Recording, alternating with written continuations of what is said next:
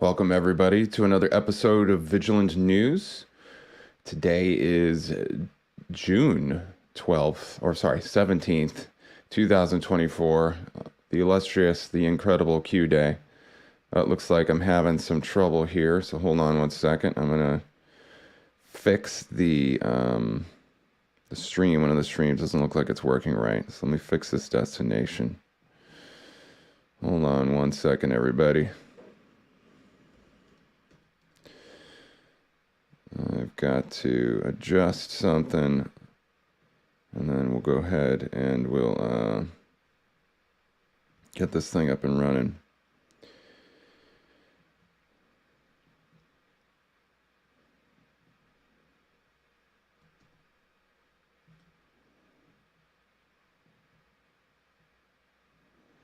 There it is. Hold on one sec, everybody.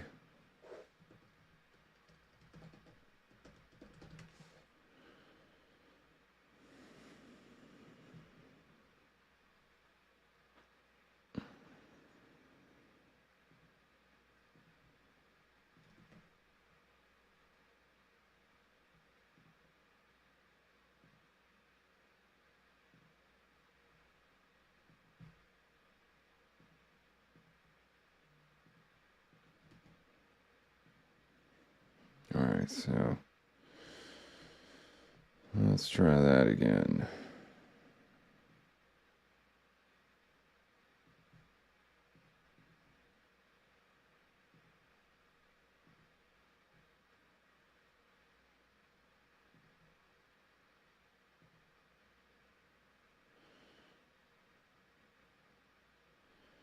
All right, hopefully it worked this time.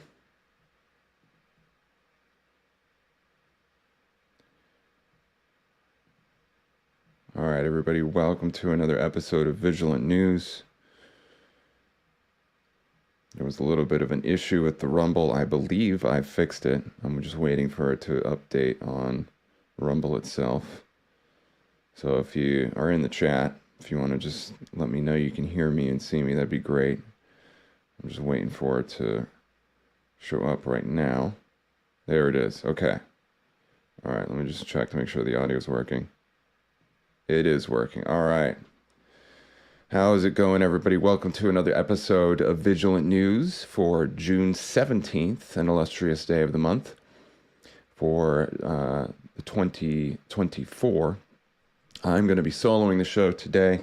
Ryan is dutifully helping his mother and grandmother move in Michigan, and he's been there for the past, I think he's been there for almost a month and a half at this point. So he's really doing what he needs to do to help his family, and I admire that, and I'm sure everybody here supports him. So feel free to say hello in the chat to Ryan. I'm sure he'll be checking in on the show here from time to time, and I'll send it to him as well. So how's it going, everybody? I can see PJ's in the chat, Lulu, Crystal Clear 17. I'll probably see some more folks if you're watching on YouTube. How's it going, everybody? Pop in your comments, and I'll showcase them as much as I can. So yeah, guys, we got an awesome show here. There's so much to cover, so I'm gonna try my best not to turn this into like a 20-hour show. But let me just go through some of the stories we got. We have Kid Rock helps Trump in 2024 race by popularizing a vote for Trump is a vote for no tax on tips. We got detention facilities being built in all 50 states, according to Christy Hutcherson. We have ex-Biden appointee has been arrested and charged with a felony over an alleged hate hoax. You know how popular those hate hoaxes are with the left. We got Tucker Carlson. I mean, he's been killing it lately. He was just talking with Alex Jones. I watched the interview. I saw it. And he was talking about the assassination of Jack Ruby, or at least that's the way he frames it. I don't know enough about the story, but we'll get into that today, and we'll do some analysis. That we have the history, a day in history, Trump, the Magna Carta, and winning against tyranny is an article I wrote for the 9th anniversary of the signing of the Magna Carta, so we'll get into some of that. Joe Biden to deplete oil reserves to artificially lower gas prices months before the election, in a totally above hand and not underhanded move at all. Holy cow, I've never seen anything like this. I'm like speechless. A CNN data reporter shocked at Trump's level of support with black voters.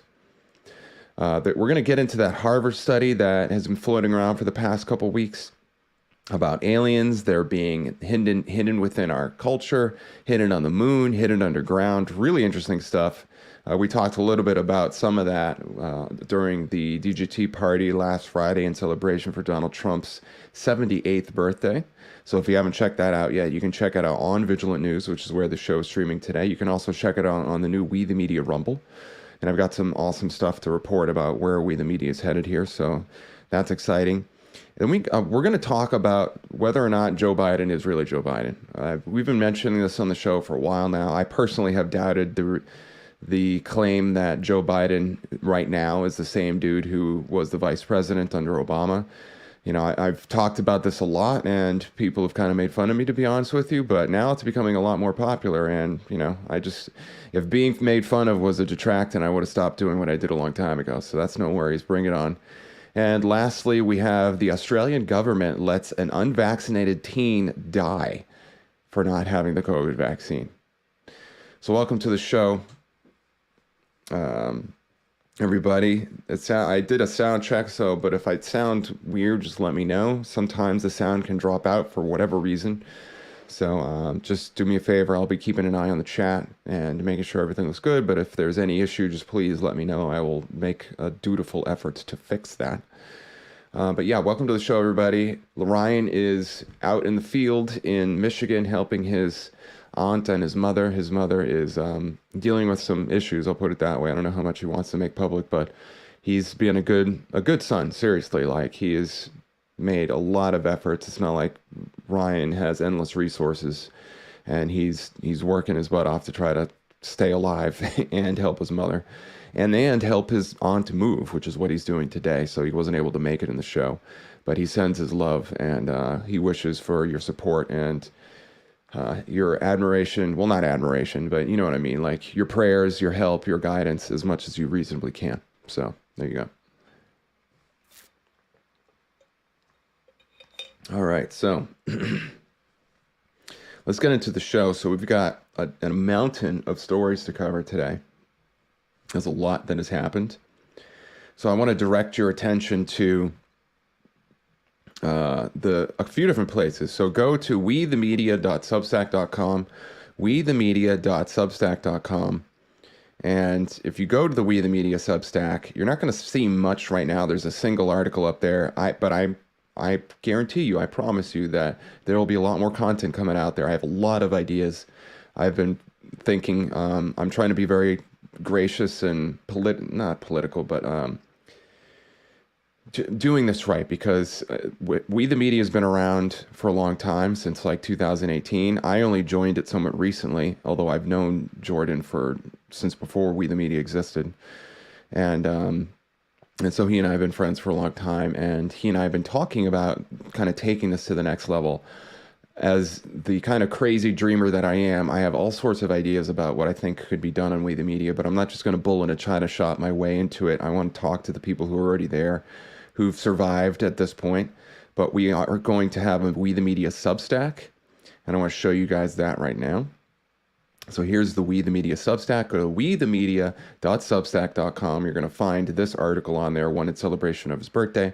I suggest you subscribe or follow it, because we're going to have a lot of cool stuff coming out. I have been holding back on posting a lot of stuff because I want to make sure that we've got a cohesive content strategy.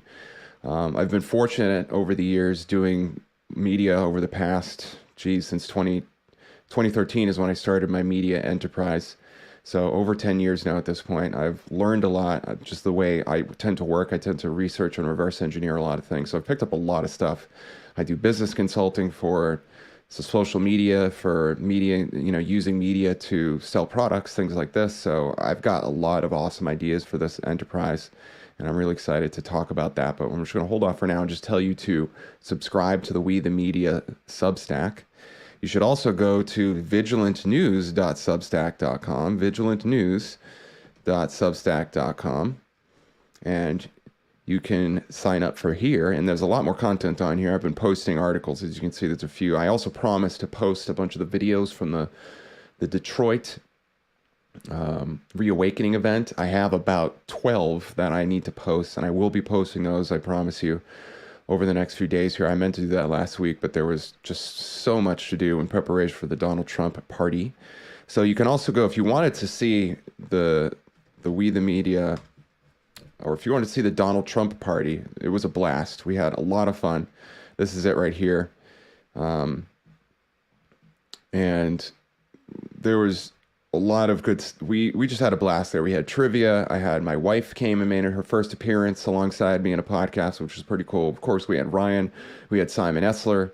We had a bunch of different cool things happening for that. So if you want to check this out, go ahead and do so. We had a lot of good time, really good time there, and I suggest you watch it. Definitely the trivia section. Everybody in the chat had a great time with the trivia, I think. So if you were at that stream, the DJT party, and you enjoyed the trivia, let me know, because I'd be curious to know. All right, so there's that. And of course, you can go to, one more thing I'll plug here. You can go to Vigilant News, vigilant.news, and you can find the show notes for today. I did a little revamping of the site recently. So you can find the Substack, the Rumble, the True Social, the Twitter, the Telegram. So if you're trying to figure out, like, where is all this awesome stuff you always talk about, Justin, you can actually go to vigilant.news, and you can check out, here's the show notes for today. On the left-hand side, there's a Substack that it'll automatically update. So anytime we put out a new Substack on Vigilant News, it'll post on the website. You can also see the video. It should auto update the videos here. You can see the interview from General Flynn.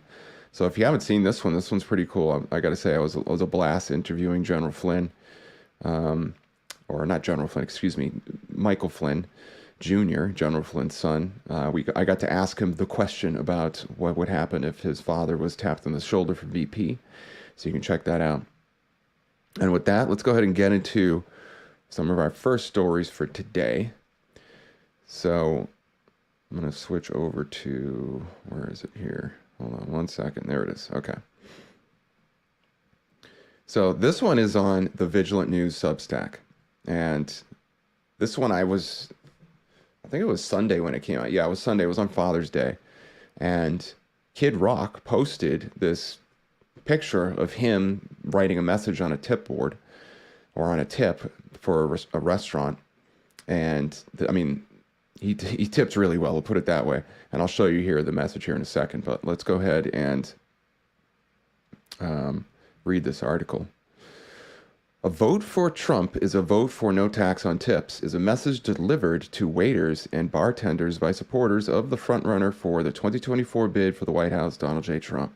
Famous musician and bar owner Kid Rock has helped popularize the move by posting a photo of the handwritten message he wrote on a check at the restaurant Jeff Ruby Steakhouse on X.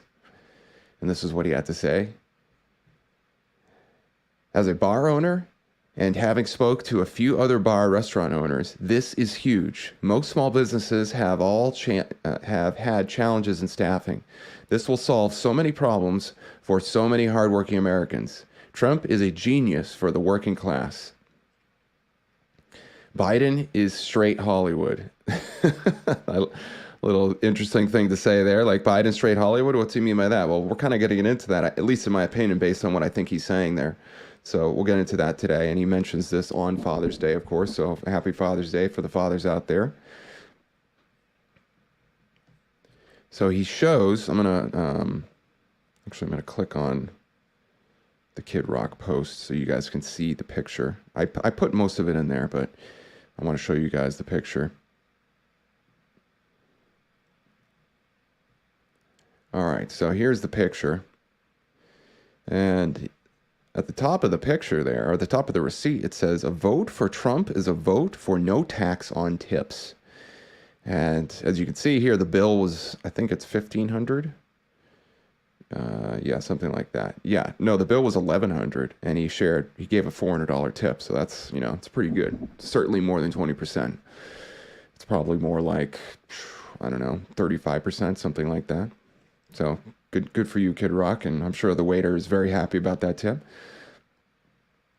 And we also see on this side a video. So I'm going to flip over to this video and we're going to listen to what Trump presumably had to say for this. Now, I actually hadn't looked at. Okay, so this tip is from the 14th. So this was on Friday, I believe. This is when, yeah, this is on Trump's birthday. He had written this note on this tip, on this receipt. And Trump talks about this, apparently, in this video. So let's take a listen. Tips for restaurant workers and hospitality workers and anyone else relying on tips. No more taxes on tips. No taxes on tips. None. None. In fact, on your receipt, when you get your receipt for a restaurant, you know who sent me one? Kid Rock. How good is Kid Rock? Isn't he great? But he sent me a receipt. And he wrote on the receipt, vote for Trump and you won't pay taxes on tips. He wrote that on the receipt. I said, that's very smart. That's very smart. Smart guy. So for restaurant workers, for hotel workers, for caddies, for car people, it's a lot. But anybody receiving tips, there's no more tax on tips. And tip. All right, so there you go. So, I mean, I think that's big, you know, but we got to keep in mind, I mean, I don't want to turn this into a discourse on the way economics works or anything like that, but you only need taxes in a society where the people haven't properly been educated about the importance of tithing or giving to the community. Because, you know, you might think to yourself, well, what rights does a nation, a community, a town, a city have to tax their citizenry? And well, ideally, taxes are actually voluntary. And it's because people are so knowledgeable about the fact that their economic success directly comes from the community that they came from. You know, where nobody grows up on Earth in isolation. At least we hope not. You know, maybe in some kind of like twisted underground base or something like that. But, you know, everybody that is listening to my voice right now presumably grew up in a town where their family was. They were educated by probably some place in the school system. They were culturally influenced by probably a church or some social group like that. And so all of the constituent elements that make you able to actually run a business or contribute to society at large come from the place that you were reared. So your family, which goes over to your extended family, your small community, your local community. Then you have the greater community, which often is the church, or at least it used to be. And then you have the town, then the county, then the state, then the country.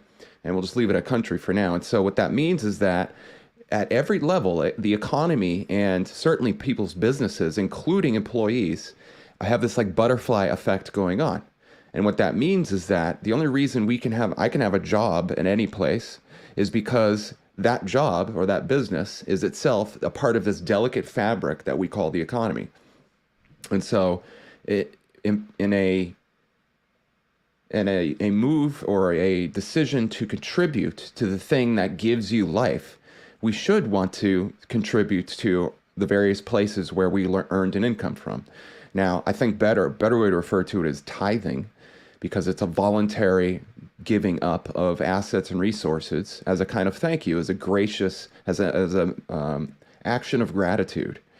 Well, when you live in a society where people don't know that that's what's going on, which is the society we have, it's hard for that to happen. And then you often have, on top of it, you have a corrupt society. And that's really the big one. So the first thing I just mentioned, that's kind of like backstory to the second thing. And the second thing is that we live in a parasitic society. The globalists, the corrupt politicians, at almost every level you can imagine, there's an overreach of certain power brokers, and arguably the globalists are the worst, and the globalists is a bigger group, and as a part of that subset of globalism, you have the international banking cartel.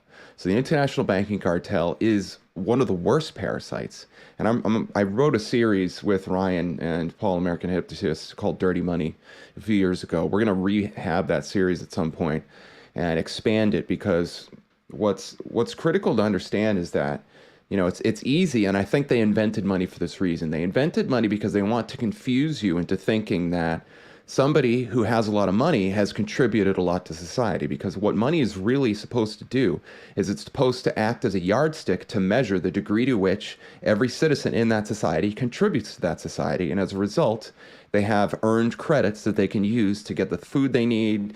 They can buy houses, they can start businesses, they can do all this thing, all these types of things. And a society is supposed to encourage people to do that. But the modern day money system, our monetary system, is deceptive, because you see somebody like, you know, well, the Rockefellers, you could say, is a good example, although they did contribute something. But there's people like, we'll say, I'm trying to think of a really good example of somebody who's contributed literally nothing. Probably hedge fund managers. Okay, so a hedge fund manager, they have assets placed in their care. They're actually a fiduciary, meaning they're a manager of somebody else's assets that's supposed to manage them for the benefit of their clients. And one of the things that they do with that is they accumulate large masses of assets, and then by carefully selling those assets off or buying assets in a sophisticated way, they can actually overinflate the value of those assets through stocks, bonds, things like this. And the stock market was basically created for that purpose. Some of the first stock markets that ever existed were launched alongside the first fractional reserve banking system. The first fractional reserve banking system was oh gosh, I can't remember the name, but it was one, I believe it was in the Netherlands, and it was launched alongside the Dutch East India Company, and that Dutch East India Company was just one venture that encouraged citizens to participate economically. And what that entity would do would go around and basically create piracy, conquest, sell weapons, sell drugs, sell and engage in slavery. And then because all the people were involved in it, the people of that nation were actually involved in it, they kind of went along with it. And so this idea of getting the citizenry to participate in financial conquest is a pretty old one. It's been around since at least 1603, which was when the first modern day fractional reserve bank came about. And then it's progressed along since then. So what does that have to do with the conversation today about tips and taxes?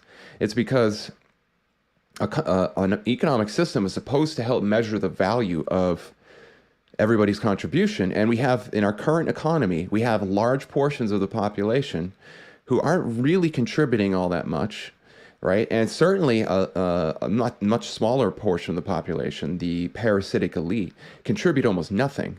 And yet they have the most money. And so I like to call this, and I'm recently started calling it the practical benefit economy. So what does that mean?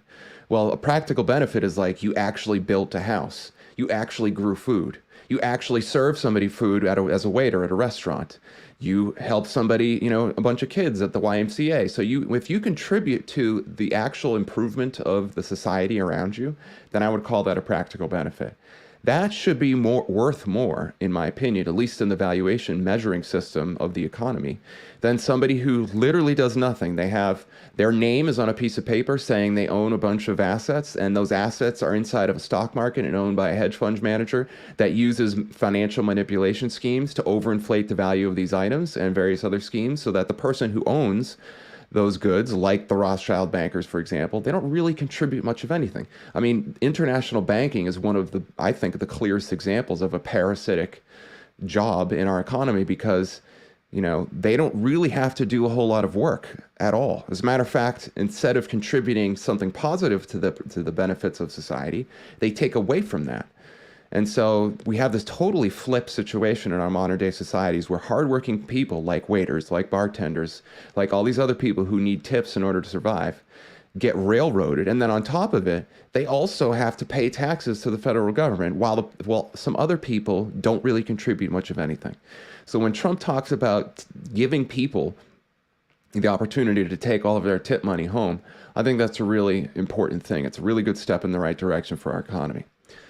So let us know, or let me know what you guys think. Would you be interested in having tips, all of your tips? And what do you think about this whole idea of taxes being voluntary? You see, I think more to not to rant too much longer on this topic, but I always like to go to an analogy, especially when you're talking about these things, because these big nationwide concepts like a tax system or a monetary system are harder to understand at that grand level. But a microcosm of that is the familial unit. So if you lived in a family where somehow the father managed to come up with a system where he didn't actually have to do any chores in the house, and the rest of the family and his wife would do all the work, and he could just sit back and do nothing, and that they were owed, or he was owed all of this work because, let's say, his name was on the deed of the house, and he had created a contract with everybody in that house where they had to do all of the chores for him. Would you say that's fair? Would that be a fair situation? And most people would say, no, that's not a fair situation. Well, that's kind of what our modern day economy is.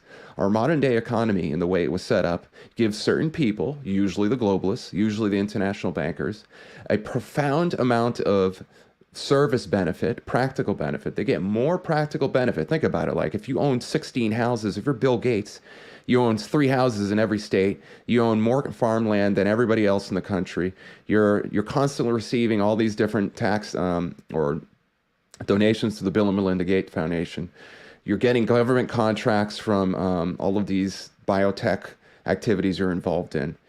And instead of improving the lives of the people, you're actually making everybody's life worse. Like, he was probably involved in a lot of the shenanigans we saw during COVID. Would you think that'd be a good thing for him to continue to just rake in massive amounts of cash for actually making our lives worse? Hell no.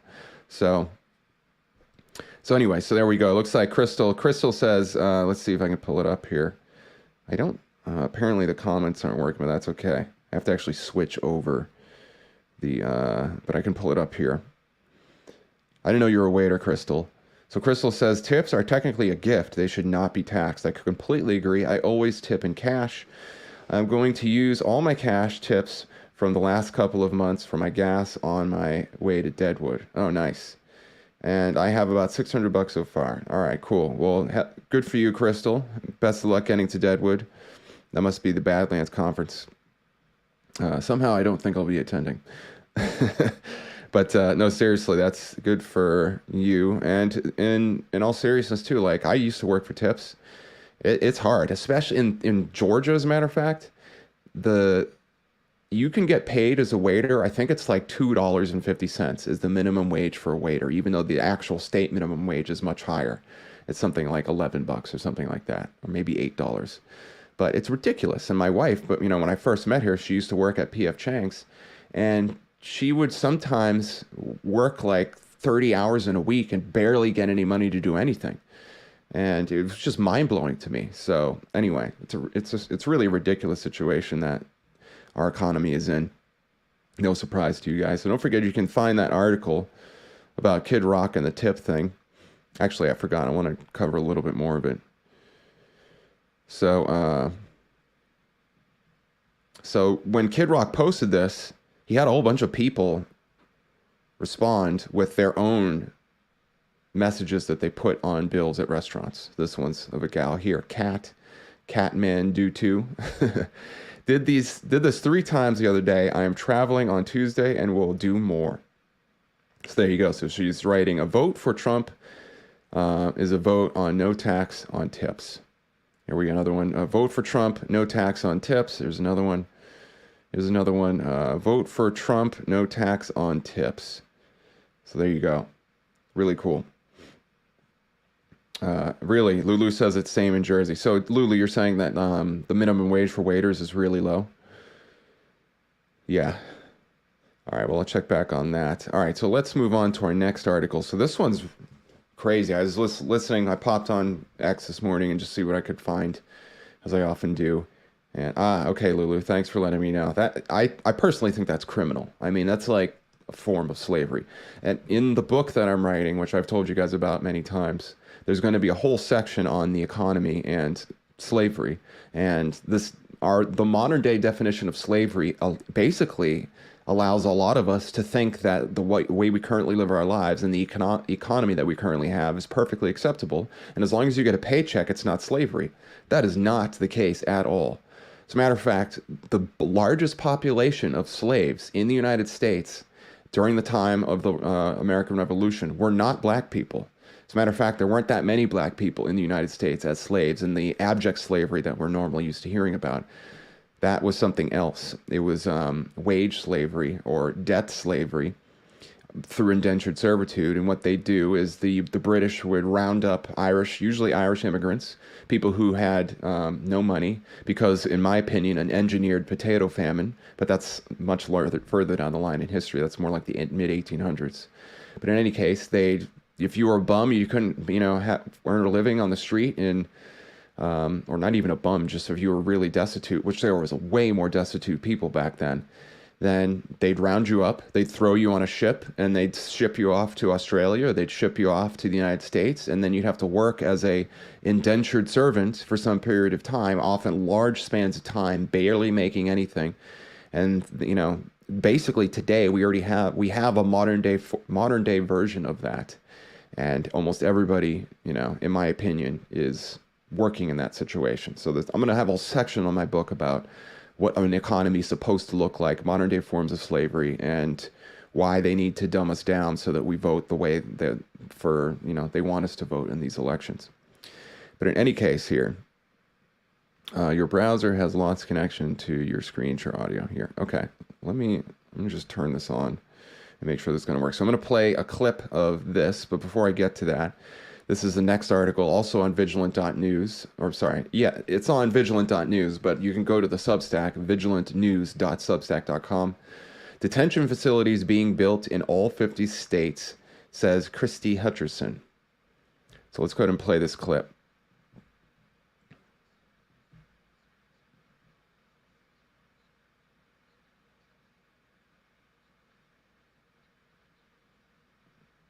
All right, so it isn't working. I'm not sure why. Let me go back here and try to reshare it. So I'm going to stop sharing the screen. I'll do this. I'll just close it out entirely. Hold on one second. Okay, so now I'm going to come back over here, reshare the screen. Okay, so now let's see if this is going to work properly.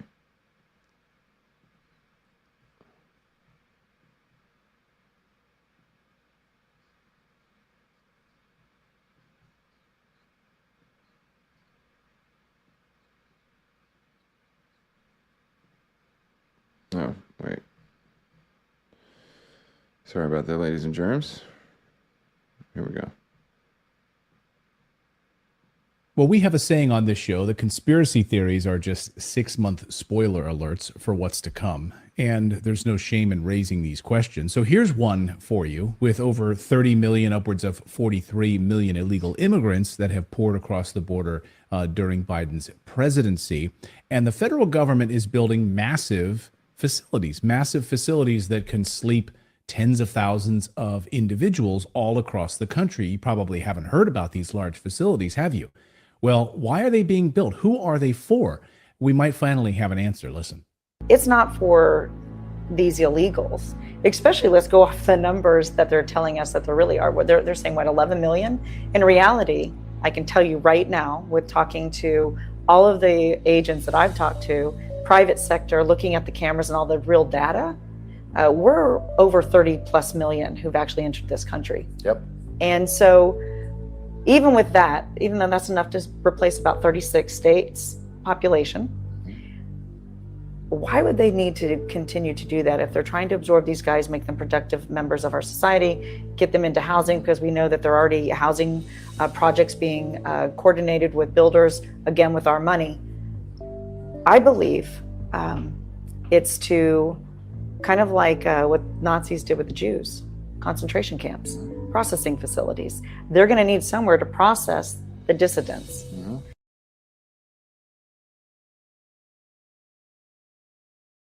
There you go. It's pretty shocking, hearing something like this. Well, we're going to play a little bit more of the clip, but before we get to that, I want to have a little discussion with you. So, we've heard about things like FEMA camps before, and one of the things that's tricky about that story is that there's apparently no evidence that these camps that have been built are FEMA camps, but there is evidence of massive facilities having been developed in the United States. And so that's some of the whole fact-checking shenanigans that often takes place by the mainstream media. But here's some of my thoughts on this. So do we have these facilities being built? Well, I don't have any evidence to show you with respect to what this gal is talking about here, Christy. But we've got enough reason to suspect that they might be accurate if we agree with the fact that, or we consider the fact that she has access to a website or a place where government contracts are posted, and these government contracts, these bids, are actively calling for help from construction companies and contractors and developers to build these giant facilities. And I think there's a good reason to suspect that is true. So you might ask yourself, like, why would we need this? Later in this interview, we're not going to play the whole thing because it's about a 20-minute clip. But of course, if you wanted to watch this whole clip, I'll actually go ahead and put it inside the chat for you guys. And you can also go to vigilant.news, and all the show notes for today are on the show notes for today's show, June 17th. So let's just assume for the moment that it's true, that these facilities are being built. Well, who would they be for? And this is something I was thinking about, because I've heard for years that these facilities, especially back in the day, I'm going to use the term conspiracy theory. I don't know you guys know what I'm talking about. The conspiracy theory with respect to the FEMA camps, that they're for the domestic population, especially dissenters, meaning people like Trump supporters and folks like that who do not want to support the government, don't want to pay their income tax, don't want to give up their guns through gun control legislation, things like this, and that at some future point they're going to have all of us rounded up and put in these facilities. That might be the case. But I think, one of the things I've heard of, and I'm not saying this is definitely true or I definitely believe this, but I think there's good reason to believe that we have white hats are in control, all right? And so this is one thought I had. And now I'm not saying that the whole, everybody we see is an actor or a clone because they were killed in Guantanamo Bay. I'm not saying that. But let's just entertain the possibility that maybe we are about to see an unprecedented shift in the power structure of the United States. And as a result of that, we're going to have large portions of the population who were working for the government no longer having a job, and potentially even being active dissidents in a whole new MAGA-centric country. In other words, what if Trump wins this fall on November 5th, God willing? I'll certainly be voting for him. And what if it's the single largest landslide in world history? And as a result of that, some of the first things he does is he exposes the deep state. He exposes the sophistication and the level of insidiousness of the deep state, the same people that have hijacked our economy, that have used the mass media to create things like transgenderism, that have used our industrial centers to create a whole world that's dependent on plastics. And what happens to these plastics as time goes on, they degrade, and then they go into the environment, and then you end up with microplastics in your body, things like this. That's why, that's why we talk about Ascent Nutrition, because the stuff Ascent Nutrition produces can actively help you with some of these biowarfare issues, especially the humic fulvic acid, which we talked about. So one of the thoughts I had was that maybe you've got the United States government, it's the single largest employer in the world. The U.S. government employs more people than any other business. And we also have things like dynastic cabal members or globalist members. So what does that mean? Well, there is several insiders that have been coming out for years. One of them, Svali, claims to have been a member of a dynastic Illuminati family that engaged in all the crazy things you can imagine. A lot of the stuff that some of the not the most sensational aspects of the Satanic Panic material, but a good chunk of the Satanic Panic stuff might actually be true. There was the Franklin cover-up, the Franklin scandal. There was another one that's slipping my memory, but you've got good reason to believe that we really do have basically satanic cults. And Jay Parker is another person who's mentioned that we might have massive amounts of dynastic satanic cults. We have Operation Monarch that, gosh, what's her name? Transformation of America. I'll look it up real quick. But she blew the whistle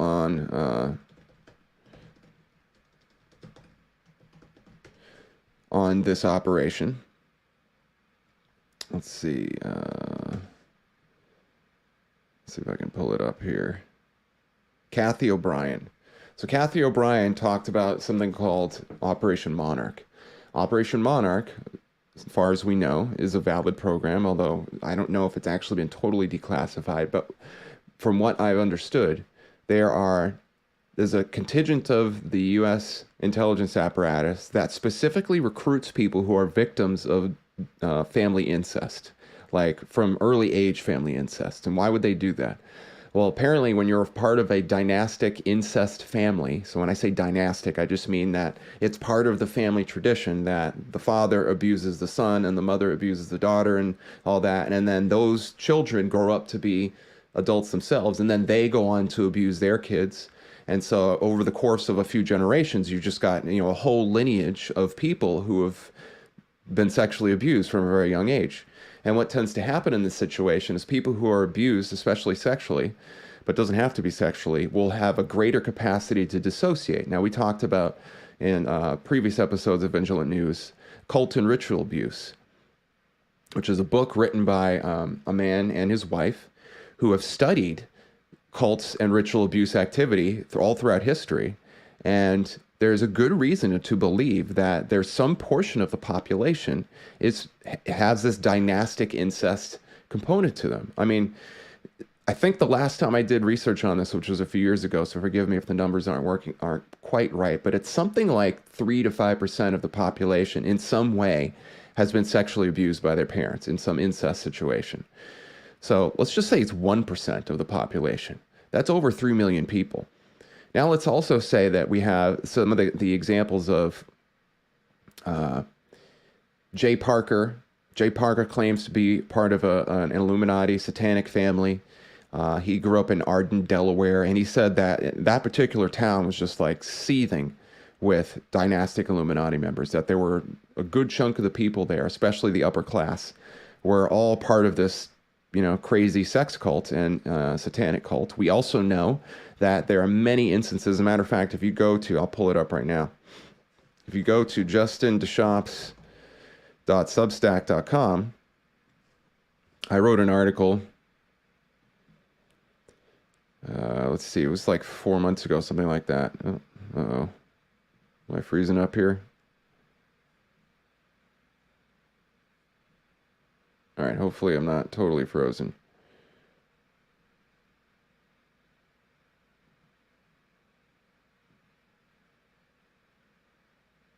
Okay, I just checked. I'm still going. I'm still live. Kathy O'Brien. Thanks, Cujo.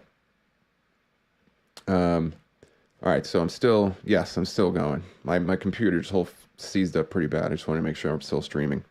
So let me go to this article.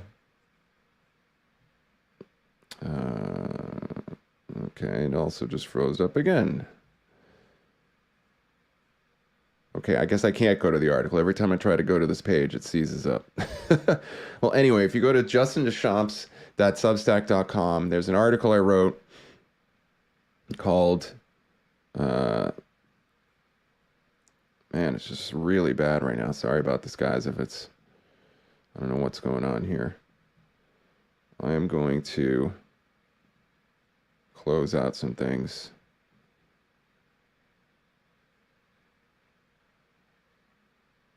Hopefully, everything's like pretty badly frozen for me right now, so I'm just going to try to quit some background applications and see. Okay, I think that came back. All right. Sorry about that, everybody. I don't know why that was so uproariously slow. Okay, so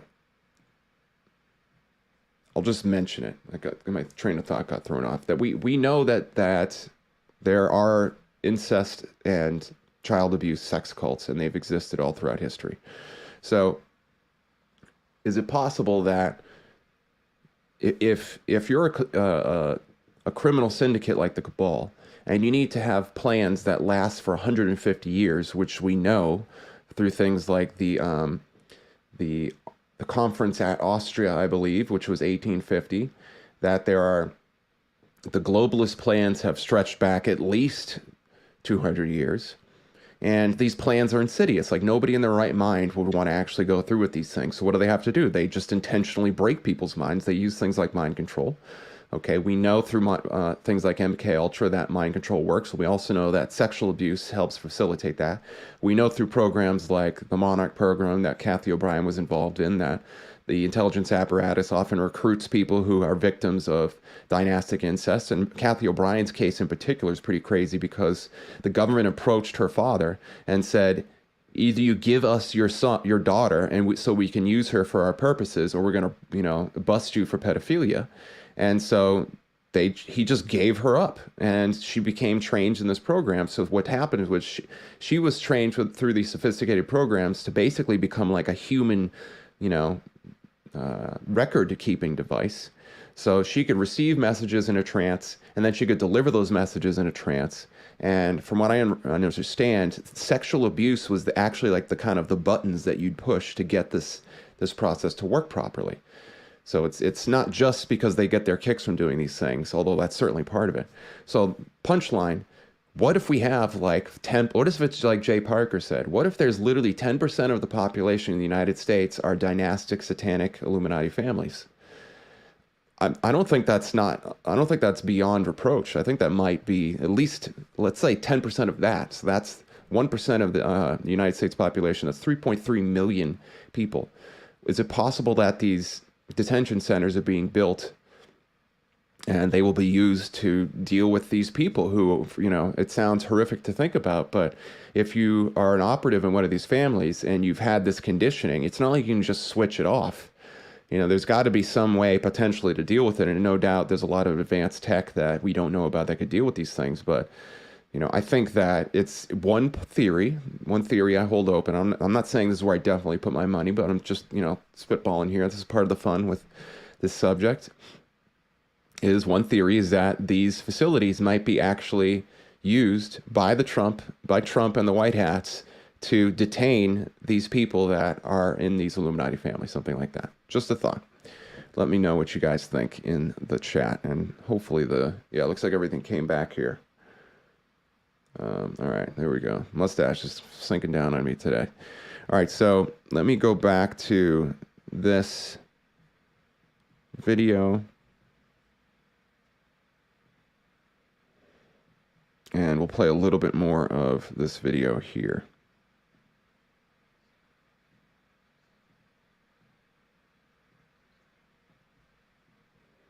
All right, let me pull that up. Bada bing. 3 years ago, setting up for deportation and prosecution, goes to, we call it camp, a camp space in an ICE facility, and then that individual goes through the court system and then is ultimately deported after he or she serves her time. Not now. Everyone gets arrested by the Border Patrol. They quickly vet them, and then release them. Just release them. We just had 8, I'm going to mispronounce it, Kyrgyzstanians, 8 of them across the border were vetted and released. Now we find out they were actually ISIS terrorists. ICE had to go find them. All 8 of them, I believe, entered together, but all 8 of them didn't stay together. They went to Los Angeles, Philadelphia, and New York. So what Ms. Hutcherson is saying is, in coordination with what I know, is you have 40,000 beds. Why would you need more? Mayorkas continues to go in front of Congress and demanding, I need more money for ICE Here we beds. go. Listen to this and they part. say to him, sir, you have no one in them. I'll give you an example. San Diego sector has like a 2,000 bed, soft-sided, hard-sided facility. The last I checked was 6 people in there. People better wake up. People better wake up. I mean, he's okay, before Clay, Congress. He's sitting before Congress demanding more money from Congress to build more beds. And they've been built, and they're all empty. They're all empty. Yes. I mean, because we don't hold people anymore. It's a good thing your documentary is called Treason, because this is This is treason. I mean, this is exactly what this is. What money does he need? And then what are these detention facilities being built for, as she was talking about, in all 50 states? I mean, we're talking millions of beds across the United States. For whom? All right, so there you go. So I wanted to play that portion of the clip because it's quite interesting. I think you've got, as anything that the globalists like to do, the oligarchs, the cabal, when they do an operation, they want to leverage every possible way to benefit from it. So when they have all these illegals coming in here, the cover story, or the story that we hear about, the exoteric part, not the esoteric, which is the hidden part, the exoteric part that everybody believes is, well, we've got all these illegals coming in, we need some way to house them, you know, we're going to help these people, we're going to help them start a new life, all this kind of stuff. We need to support them with housing, support them with facilities, support them with infrastructure. And they'll beg the government for money. And in reality, like 90% of it probably just disappears in bureaucratic garbage because it's actually just a giant grift. You know, but some portion of it might be used for what they're talking about. And their personal theory, and I'll direct you guys to watch the video, it's a fascinating video, is that these facilities are going to be used for Americans, specifically Trump supporters. And that's definitively a possibility too. I'm not quite sure. You guys let me know what you think in the comments and in the chat. But you know, I think if you're looking only at this issue without knowing about every other thing that's happening, you know, we just did a whole section last at the on the Trump party thing on Q, and it was the ultimate Q proofs video. Fascinating video. If you haven't seen it, check it out. Seriously, go to the Vigilant News, Rumble, look for the DJT party. I put the links in there, and watch the ultimate Q proofs video. And one of the things that becomes glaringly obvious is that, as Q says, there are no coincidences. Coincidences does it take for it to be mathematically impossible? And what I would argue is undeniable. If you're more likely to believe that Joe Biden really is Joe Biden than that Trump isn't working with some kind of, you know, positive intelligence agency apparatus or situation. So it could be that these groups or these facilities are being built. Okay, so yeah, let me pull up. I'm gonna pull up the chat here because PJ just had a good comment I want to speak to for a second. PJ says, Kathy O'Brien also talked about being raped by the Clintons and Dick Cheney. I recall. That's exactly right. She did. And Crystal, I completely agree. I don't believe in coincidences anymore either. I mean, if anybody's ever studied statistics or done any kind of like odds calculation and you see this kind of stuff, I mean, you don't have to be Stephen Hawking to know that there's something going on here. So, and I know you guys know I'm kind of like talking to the other side, but so there you go. So there's that. So let me, before we move on to the next thing, I want to go ahead and promote our sponsor for today, which is, of course, Ascent Nutrition. So, I don't know if you guys know this, but there it is. But Lance, the founder of Ascent Nutrition, he writes for Epic Times, and he really knows his stuff. You know, we just got rated for our algae oil. I'm going to show you guys the algae oil because this stuff is really amazing. Like I've been trying to educate myself on all the different benefits of these products, and it's like really remarkable. So our algae oil is an omega-3 product. And what that basically means is that it's something that you can consume to help you with getting omega-3s in your life. Now, it turns out you need a pretty substantial amount of omega-3s. I'm sure a lot of you guys have heard of fish oil before. Well, fish oil, the reason why fish oil is healthy for you, or salmon, or avocados, or caviar, or spirulina, there's a lot of different versions of omega-3s, and those things have different benefits too. So I'm not saying it's just omega-3s that you're getting out of that, but the reason why fish oil has a benefit is because they eat algae that has omega-3s in it. So what Lance did, he did something really smart because, let's face it, first point, a lot of the nutritional world is not really all that above board. And Jordan Sather, he's in the nutrition business. He just put out a video about, you got to be careful about some of these nutrition companies. And let's face it, I mean, there's a lot of them that are not good. A lot of these nutrition companies were either founded wholesale by the globalists, or they're bought and paid for by BlackRock and Vanguard. So your vitamins, the things that you are trying to use to get healthy, have in some portion been hijacked by the globalists.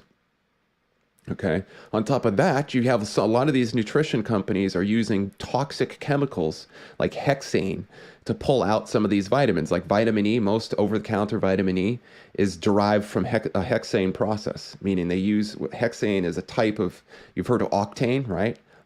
8 octane, it's you put it in your car, it's called gasoline. Well, hexane is 2 carbon molecules, 2 carbon chains below that.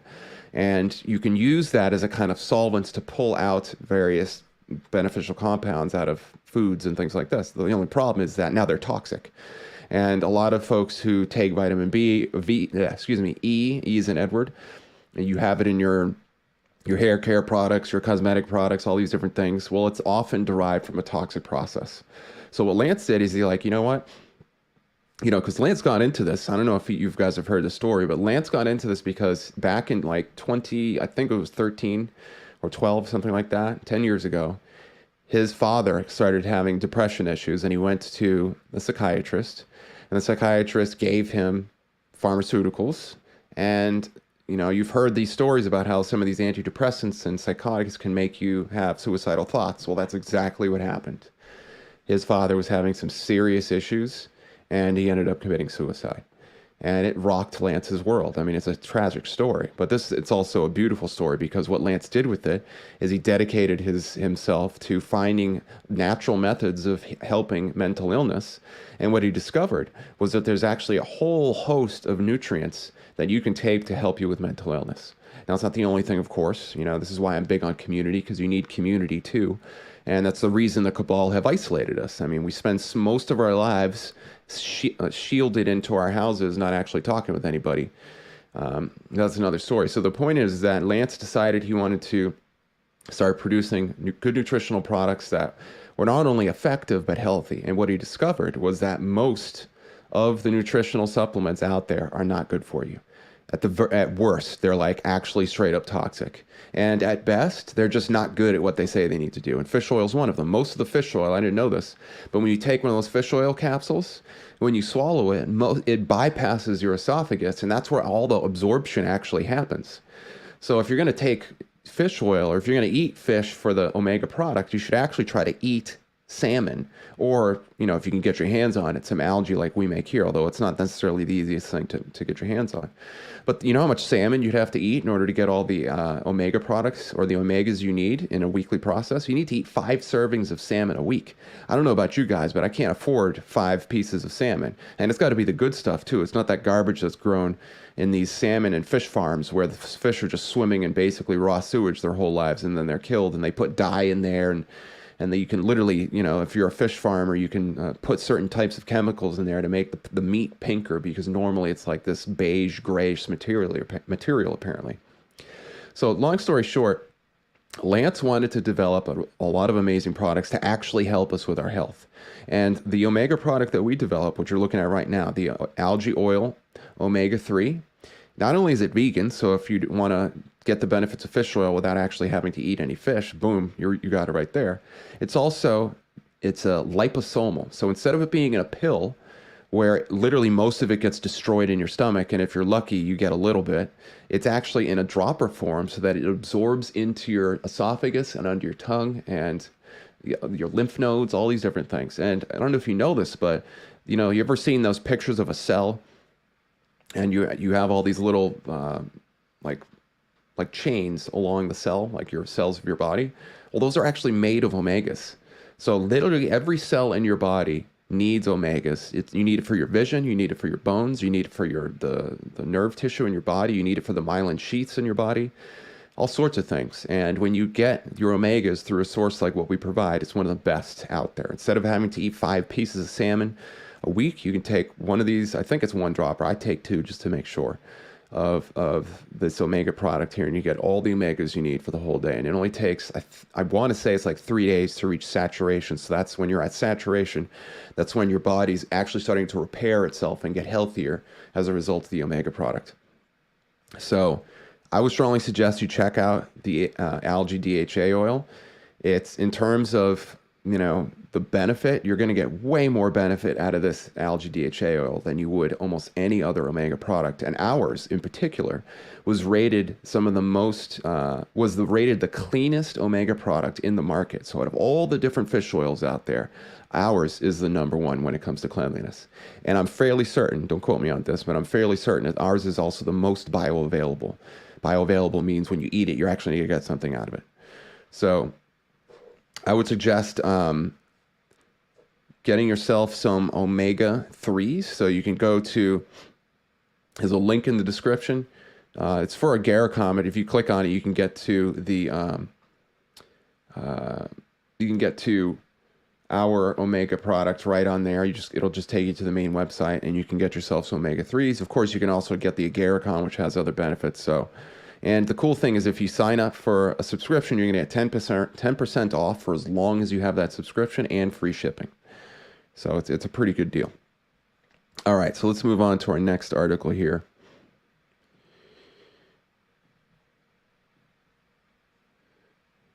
Ex-Biden appointee arrested, charged with a felony over hate crime hoax. I think this stuff is so funny. Not to say that somebody is like doing a hate crime hoax is a bad thing or a funny thing, or somebody deceiving people's funny. But what's funny is that just the degree to which the manipulation happens. It's just really shocking that it's another thing I'll talk about here in a minute. It's just how much you might think like, oh, we've got all these wars over the 20th century. That shows that the human race is so warlike. That's something Joe Rogan talks about all the time. He's like, oh man, the human race, we just F everything up, and we're just, we're so warlike. And I can't blame him for thinking that, because that is a carefully manufactured intelligence agency narrative that they want to push on us so that we willingly walk into 15-minute cities. And I'm not going to do that. Thank you very much. So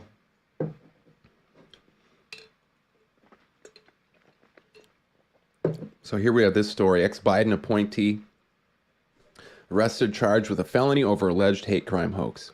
Another day, another Democrat hate hoax, this time allegedly by a former Biden White House appointee and current candidate for a county commissioner seat in Texas. Tarul Patel, 30, was arrested for online impersonation last week following an investigation initiated by his opponent, incumbent Andy Myers, said the New York Post. The investigation was launched in October. Let's see if I can make this a little bigger. There we go. Got all these ads all over the place. According to, there we go. Investigation was launched in October after a September post Patel made on Facebook in which he suggested that he and his family had been victims of race-based verbal attacks perpetrated by Myers supporters. Quote, these hateful images, a small sample attached here, are from a place of deep and misguided fear, incited by people like former President Donald Trump and today's extremist Republican Party fear that immigrants are, quote, taking their jobs and setting out to hurt our own communities, Patel wrote.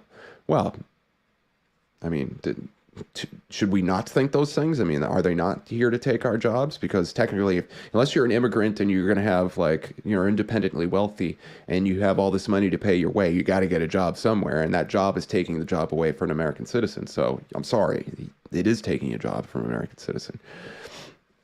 According to Patel's companion website, he previously worked for the Department of Justice Criminal Division in the Public Integrity Section and was appointed by Biden to serve the Office of White House Liaison, along with the White House Asian American, Native, Hawaiian, and Pacific Islander Committee. Myers began to suspect the posts weren't quite genuine, so Myers is his opponent in that race for the Texas commissioner, based on some of the names such as Antonio Scallywag, oh my God, who he recognized as someone having previously assailed him online, according to ABC 13. I mean, maybe this is a real name, and if it is, then I guess I'm the idiot, but it sounds like a bogus name. This prompted Myers to request an investigation into Patel's claims. Crystal says most of them are sending their money back to their own country. That's exactly right. That's exactly right. There's a lot of people doing that. I mean, there's Americans here who have earned a bunch of money and then go live in Costa Rica and places like that because it's cheaper to live there. So anyway, investigators subpoenaed Facebook and Google to obtain account information about the user profile leading back to Patel. The information included his address, phone number, bank card information, and more. So there he is right there. The victim of a vile hate hoax that he himself perpetrated. So last Wednesday, Texas Rangers arrested Patel for online impersonation in third degree, a felony, as well as a Class A misdemeanor for misrepresentation of identity. Patel's companion website cites a number of jobs he previously held. Okay, so that's that. And what's it with Democrats and hate hoaxes? So here is a funny image. It's like Step Brothers. You guys, I'm sure, have seen Step Brothers. Well, it's Hoax Brothers. You got Bubba Wallace, who did the whole noose hoax. He's I believe it was a NASCAR driver.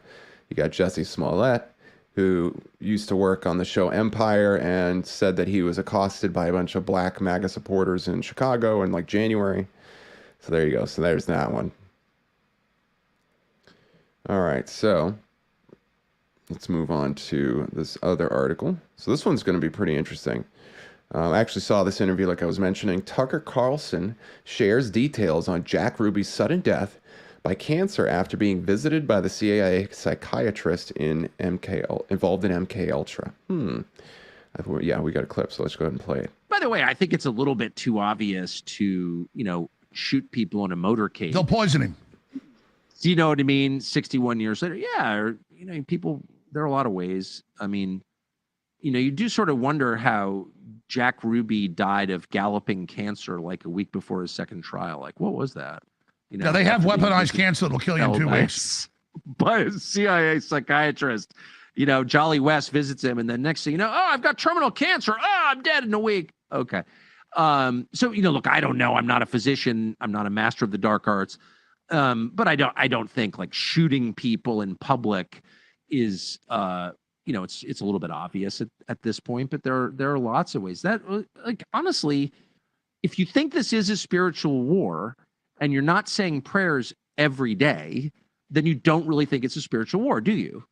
Right. And I obviously, so I really do think it's a spiritual war. I really do believe that. And these are physical manifestations of an age-old conflict. I mean, literally age-old. Since the beginning of time, this conflict has been playing out. And we have the privilege of knowing that. Like, this is kind of the last conclusion I ever thought I would come to in my life, growing up in a materialist, rational world in Southern California in the 70s and 80s. If you'd told me that by 55, I'd be like sitting talking to Alex Jones about how we're in a spiritual war, I would have been like, what? No, I don't think so. But it's just so obvious. And so I do think prayer plays a huge, huge role in this, like a pivotal role in it. And I hope people take that seriously. But they can't allow him. I've only reached this conclusion recently because it's not obvious as a political analysis. Like, there are other ways to get what you want than what they're doing. But Trump as a symbol is deadly to them. If Trump is elected again, their whole system, like, they fear that their whole system, and not just the government, but, the spider web of NGOs and publicly traded businesses. It emboldens the people. I mean, that's it. He's not out to get the people, even though he makes mistakes. He's pro-human, pro-populist. He went to Kim Jong-un and said, let's just build hotels and casinos. What's your problem? He wants to. All right, so that's basically the clip right there. So let me move back over to here. I think they gave, here we go. So according to classified documents, Jalen West did administer special techniques to Ruby shortly after being jailed for the murder of Oswald. So Lee Harvey Oswald, of course, in a report released by the CIA titled "Report of Examination Psychiatric Examination of Jack Ruby," it was revealed West used hypnosis and intravenous sodium pentothal techniques on Ruby. Before becoming Ruby's psychiatrist in prison, West was also known for taking part in MK Ultra, which was a CIA program that used LSD to brainwash and psychologically torture people. West was also infamous for killing an elephant with LSD in 1962, which makes it even more bizarre that the CIA tagged him to take care of Ruby in jail just a year later. So this is, I mean, there's so much to dig into here. So a couple things. First of all, like Alex Jones said there, they've got technology, no doubt. I do not doubt it at all. That can give somebody cancer. If they can, you know, I mean, just look at the, you know, all the other things that are out there. We'll just put it that way. Look at all the stuff that's been happening as a result of the pandemic. You know, do we really think that was an actual accident? Hell no. We've got these turbo cancers now that are coming out where people, you know, who've had weird injections, we'll put it that way, a very popular weird injection, are coming down with cancers years later.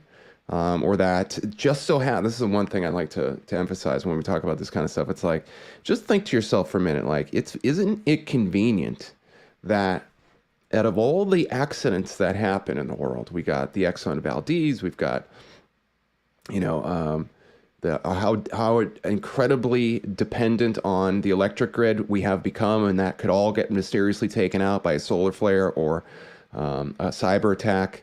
We've got microplastics that happen to be making people infertile and sick.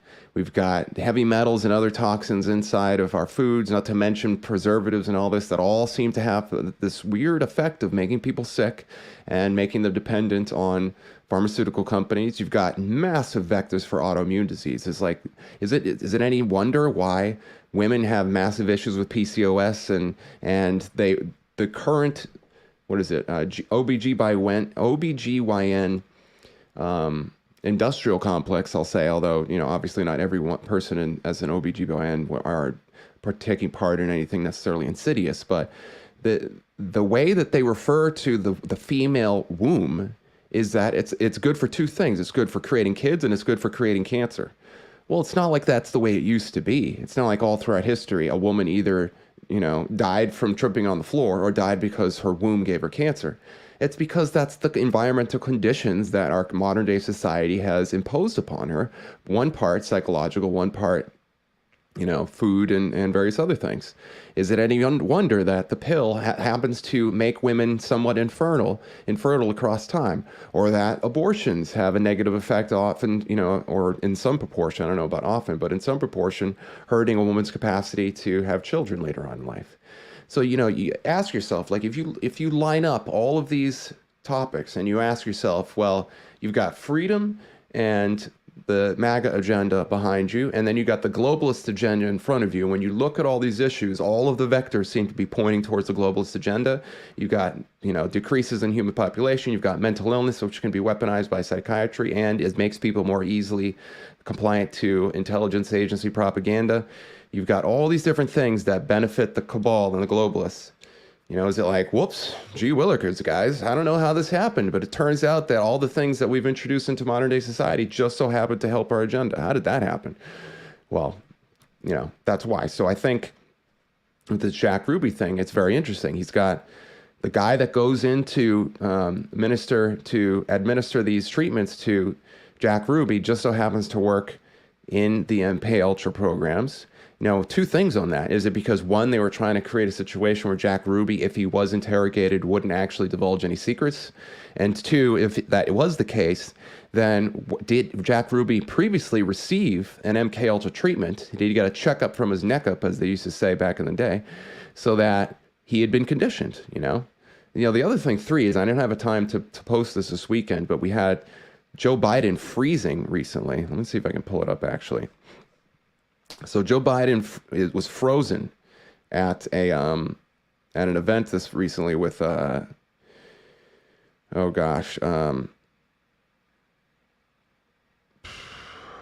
see, Joe Biden frozen, and I don't know if it's going to pull up the clip I'm looking for, but anyway, I'm sure you guys have seen the clip. He sits there and he's like frozen in the middle of the this big like dance-a-thon, or, you know, dance event that's happening. It was a concert, but people are dancing, and, you know, he's just sitting there like this, you know. And then you have the case of Shaquille O'Neal. You ever see that clip of Shaquille O'Neal that's just frozen like perfectly solid like this, while there's this, I believe it's ESPN show going on, or you've got the clip of Bill Clinton. You know, it's like off camera while he's getting makeup put on him, and he's like, the makeup artist is like, you know, moving his face around like all this with all of the makeup applicators, and he's just sitting there like a vegetable. You know, that's dissociation. That somebody, when they're like that, when they have totally lost touch with reality and they're in their own world completely, they're dissociated. So that, is it any wonder that maybe part of what was happening with Jack Ruby is that he had himself been the victim of some dissociative MK Ultra program, and that the guy who goes in there to give him a checkup from the neck up to make sure and tune and tweak the programming goes in there. Maybe when he went in there and he was like, all right, I got to make sure that Jack Ruby isn't going to divulge any secrets. He goes in to do this programming, and it come to find out, whoops, shucks, guys. Unfortunately, the programming's broke down. It didn't work the way we want. We're going to have to, you know, suicide this guy. And then 2 weeks later, he ends up getting killed. Another interesting thing that Jay Parker also talked about, and Svali, and a couple other Illuminati insiders, alleged Illuminati insiders, is that they all go through this conditioning. Every single person in the cabal goes through this conditioning, and the people who can't get conditioned for whatever reason, they don't end up too good. Ryan read a book called, oh gosh, I can't remember the book, but it's written by the psychiatrist who has like a whole career basically in deprogramming people from these cult and ritual abuse situations. And, you know, they have a whole sophisticated means, allegedly, of conditioning people to create dissociation in the same way that if you were sexually abused as a young person, you can also get dissociated. So very interesting stuff here from Tucker in this clip. I'm going to go ahead and move on to our next story.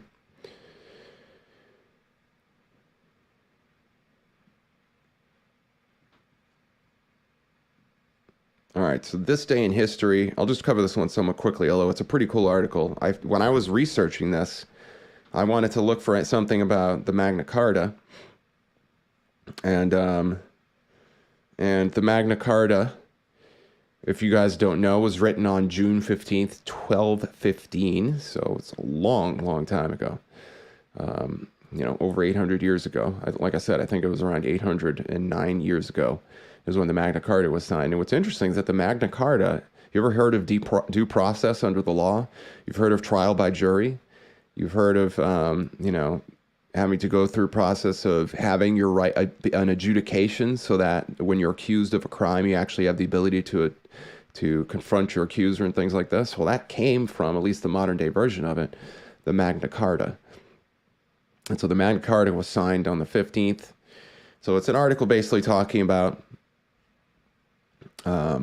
some of the comparisons, because the barons, that were around during King John's reign, which is the king that actually signed the Magna Carta, were sick of getting their rights trampled.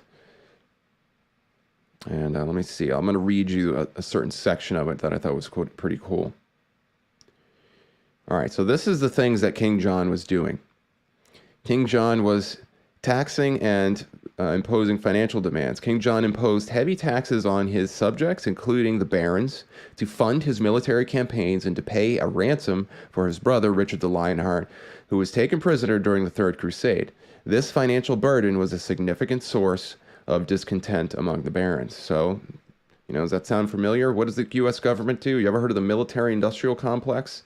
That uses all sorts of sophisticated schemes to deprive Americans of their hard-earned money so that they can go spend it in these war campaigns that just so happen to pad the wallets of the globalists themselves and the people who are benefiting from these things. Have you ever heard of Nikki Haley, who went from not having a whole lot of money all of a sudden to having millions upon millions of dollars after she started to work for the military-industrial complex? Number 2, arbitrary imprisonment and seizure of property. King John had a reputation for arbitrarily imprisoning people, including barons, without due process of law. He also confiscated their lands and properties without just cause, which is a major grievance for the barons. So that's another thing that happens today. It's something called civil asset forfeiture.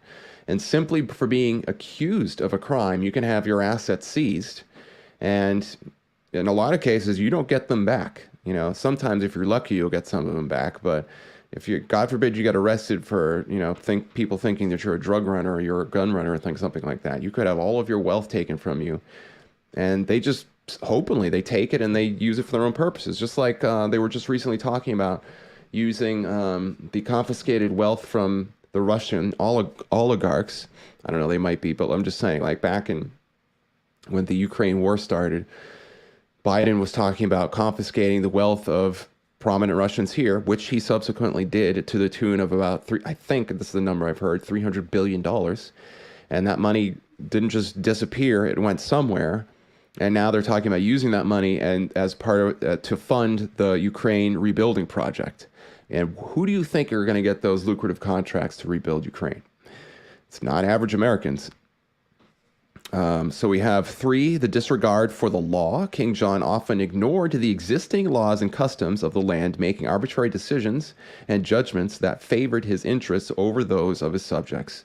This disregard for the rule of law was a key factor in the barons' demand for the Magna Carta. Boy, does that sound familiar. Does anybody know any cases where the law has been manipulated or changed or altered or flat out ignored to prosecute Donald Trump? Like the E. Jean Carroll case, where they took a case from I think it was the 50s, not 50s, from the 70s or 80s, and she accused him of raping her.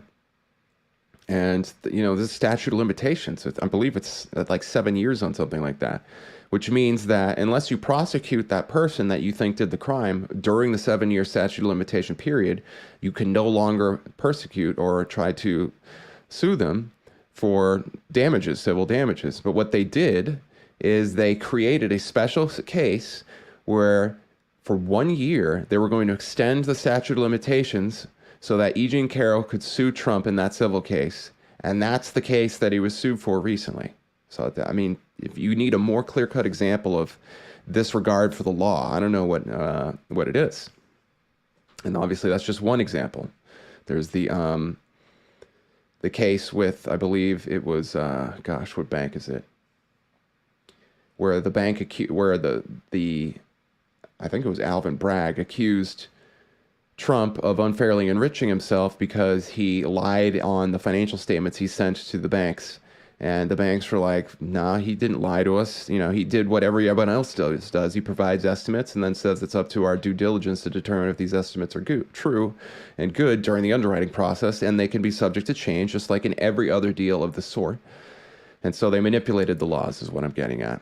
We have 4, the loss of Normandy. This is an interesting one. King John's military failures, particularly the loss of Normandy to the French, were also a source of discontent among the barons. The loss not only affected the barons' estates in France, but also weakened England's position in Europe. So can you think of any interesting wars that we've lost recently? Didn't we spend a lot of time in the Middle East and haven't really improved it all that much? I mean, we won the Iraq War, but we were rebuilding Iraq for 15 years. Afghanistan, we were in Afghanistan for over 20 years, I believe. And then we have conflict with the church. There's another interesting one. King John's dispute with the Pope over the appointment of the Archbishop of Canterbury led to his excommunication in 1209. So the king was excommunicated in 1209. This conflict with the church further alienated the barons, who saw it as an abuse of power by the king. So what are the similarities? Well, I'm going to read you some right here. Today, Trump and MAGA conservatives, so I'm making the comparison between Trump is being one of these barons, and these MAGA conservatives and America Firsters are being persecuted in similar ways that King John was doing to his enemies in the 13th century. Again, the means and the details might be different, but the overarching themes are nearly identical. So what are these themes with respect to the MAGA and Trump Republicans? Number 1, Trump and MAGA conservatives are being unfairly taxed by a weaponized IRS and a bloated, power-hungry Congress that enacts taxation laws and fines to drain resources from their enemies. It's exactly what they've been doing. And they also do this with the financial system itself. If you think about it, if you want to start a business, what do you need? You need money, right? Well, most people don't just have heaps of money floating around, so they need credit. You have to get a loan. Where do these loans, who issues these loans? Banks issues these loans. Who decides who gets the money for their business project and who doesn't? It's banks.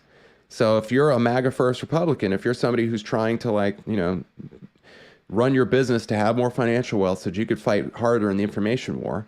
So you've got that guy coming into the bank, but then you got another person who's following the ESG policy to the letter, the EI to the letter. Hey. Are you on your show right now? Yeah, I'm on my show right now. Scared me. Maddie just scared the hell out of me. So, all right, here we go. Then you've got a situation where the bankers, the globalists, can decide who gets money to start their business and who doesn't. So that's another very similar situation to what King John was doing to the barons that he was dealing with. We got Trump. Trump and MAGA conservatives are being unfairly imprisoned and persecuted by Soros-backed DAs. Think about the January 6th defendants, conservative business owners that refused to close during the COVID, and Trump himself via numerous lawfare cases against him. I mean, the COVID thing is crazy. Like, there were massive portions of our economy were shut down. And if you think about who was benefiting from that economy versus the globalists, what happened with their economy, you know? Their businesses got to stay open. So if you were on the inside club while COVID was happening, your businesses were okay. And if you were on the outside club, your businesses were dismantled. I mean, talk about a glaring example of financial corruption and cheating. Let's see. So what is their goal in doing this? Their goal is that of disablement or neutralization. Take your enemy off the battlefield where they cannot harm you, where they can harm you and your interests. So that's part of what these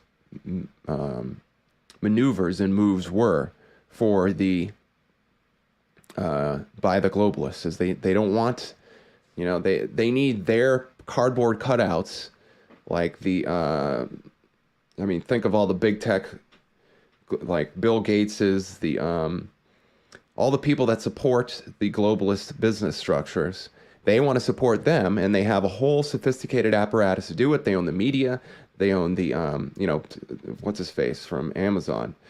Jeff Bezos. He's a perfect example of this. He's part of the club. How you realize how much Amazon has systematically destroyed whole portions of the economy so that the globalists can benefit from it, and we can become totally dependent on that aspect of our economy? Massive amounts. We have 3, DAs and the legal authorities across the U.S. are twisting and distorting laws and precedents to go after Trump and MAGA conservatives. We already went through some of those, but there's a perfect example right there of Jack Smith in the documents case, ignoring presidential declassifying power. We got the E. Jean Carroll case, which I already mentioned, and those are just a couple of them. Trump and MAGA conservatives want to end the forever wars of the military-industrial complex and associated profiteering, along with the horrors of war inflicted upon people in affected war-torn regions and U.S. soldiers sent to fight them. In response, they are persecuted so the globalist warmongers can retain their access to funding and the spoils of conquest. So that's another reason why Trump is persecuted. So anyway, so that's the comparison between the barons of King John's day in the 13th century and Trump and the conservatives this day. I'll just read you some of the things that the Magna Carta did. And the Magna Carta significantly influenced the founding fathers, by the way. So you have the idea of the rule of law, which is that there's rules and laws and rights that are universal, and those have to be maintained and honored despite your station in life, meaning whether you have money or not. Due process, that a person cannot be deprived of their rights, meaning imprisoned, have their assets seized, things like this, without going through a process to determine if that person is actually guilty or not. And we don't really have due process in our country anymore, and it's arguable if we ever really had true due process, at least in my opinion. Now, there are people who will say that's ridiculous and we have due process, but, you know, think about it. If you took a dirt poor person, a dirt poor MAGA conservative, and you had the government come after them, and they had to have, you know, resources, they had to have money, they had to have wealth, they had to have prestige, they had to know the right lawyers or whatnot. And then you took somebody like, you know, George Soros' son, and you pit them against each other. Who do you think is going to have a greater sense of due process? It's probably not going to be the MAGA conservative. And people, you know, it's funny, there's so many different law people out there that'll be like, oh, well, you know, just because you have to pay for legal defense doesn't mean that's not legal, the absence due process. I don't think that's true at all. I mean, the standard is, do you have the ability to defend yourself? And whether or not you have to pay gobs of money to do it or not is irrelevant to the point that you should have the right to defend yourself. And you should not have to pay obscene amounts of money, in my opinion. So there's that article. Hopefully you guys found that interesting. Of course, you can always find our articles in the website vigilant.news. So let's go ahead and move to this next one here. Joe Biden to deplete oil reserves to artificially lower gas prices months before the election. So ridiculous. So ridiculous. I mean, it's just, if they're going to persecute Trump for using supposedly hush money for the Stormy Daniels case, which it's debatable if that even ever happened. But let's just say for the moment, for entertaining the notion that Trump did actually pay Stormy Daniels to not say anything during the 2016 election. Well, it's very similar. If you're going to use your position as the commander-in-chief of the United States to liquidate the oil reserves so you can make it seem like the economy is better than it actually is so that you can look better in an election. I mean, what's the difference, really? It's the underlying goal is I want to appear more. I want to appear as a better choice for the presidency as a result of these actions. So, this is where I kind of beat my soapbox when I talk about this stuff, because the whole point of an election is to determine which candidate is actually going to be a representative of our rights and interests. And if they're using bad faith, if they're manipulating their positions of power to appear better than they actually are, then that's bad faith. That's like using steroids in a sporting competition. That's like, stepping on, putting lifts in your shoes if you're getting measured for an Olympic competition to see to see which person is taller so you can rank at different levels in the height sorting. I mean, it's that level of cheating, in my opinion. So there's that one. Here we have, holy cow, I've never seen anything like this. This is a good one. I'm like speechless. A CNN data reporter shocked at Trump's level of support with black voters. So let's go ahead and watch this clip. This is pretty amazing. I have some interesting insights I want to share with you about why they're even letting us see this kind of stuff. CNN senior data reporter Harry Enton is with us. So where does the race stand among African-American voters right now? Yeah, I keep looking for this to change, to go back to a historical norm, and it simply put has not yet. So this is the margin, or Biden and Trump among black voters, compare where we were at this point in 2020, compare where we are now. At this point, look at this. In 2020, Joe Biden was getting 86% of the African-American vote. Look at where it is now. It's 70%. That's a 16-point drop, John.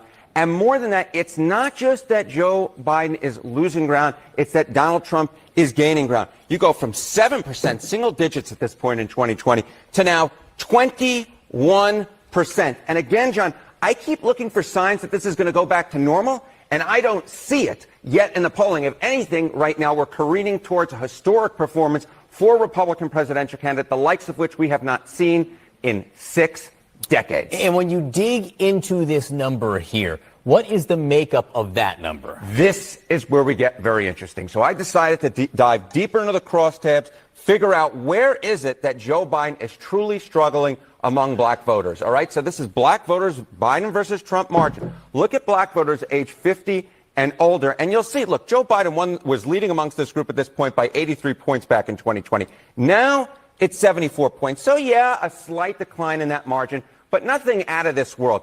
Look at black voters under the age of 50. Holy cow, folks. Holy cow. Look at this. Joe Biden was up by 80 points among this group back at this point in 2020. Look at where that margin has careened down towards. It's now just, get this, 37 points. That lead has dropped by more than half, Mr. Berman. I just never seen anything like this. I'm like speechless, because you always look at history and you go, okay, this is a historic moment.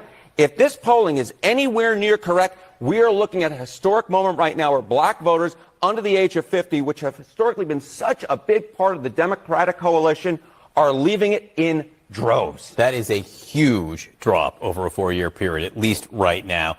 All right, what's the impact of third-party candidacies here, Robert Kennedy Jr.? Yeah, so, all right, so Obviously, we have third-party candidates this year with the two major party candidates being so disliked. All right, so this is black voters, Biden versus Trump in the battleground states. This was according to a poll last month from the New York Times, Siena College. Again, looks very similar to what we see nationally, right? Joe Biden at 63, a very poor position for a Democratic candidate. Donald Trump at 23%.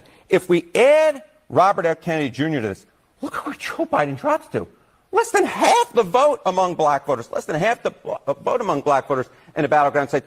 Donald Trump drops as well to 14%, so not quite nearly as historic. But look at this, RFK with 11%. You basically have a legitimate sort of three-way race here. Yeah, Joe Biden well ahead, but with less than 50% of the vote. John, I never thought I would see something like this among black voters. And for those questioning who Robert Kennedy would hurt more, at least in these numbers, in this measurement right here, Biden loses 14, Trump loses 9. So it's clearly Joe Biden. It's exactly right. It seems to me this is, yes, it's partially a artifact of Donald Trump perhaps being better liked among black voters, but it's also a real artifact of Joe Biden being significantly less liked among black voters than he was 4 years ago.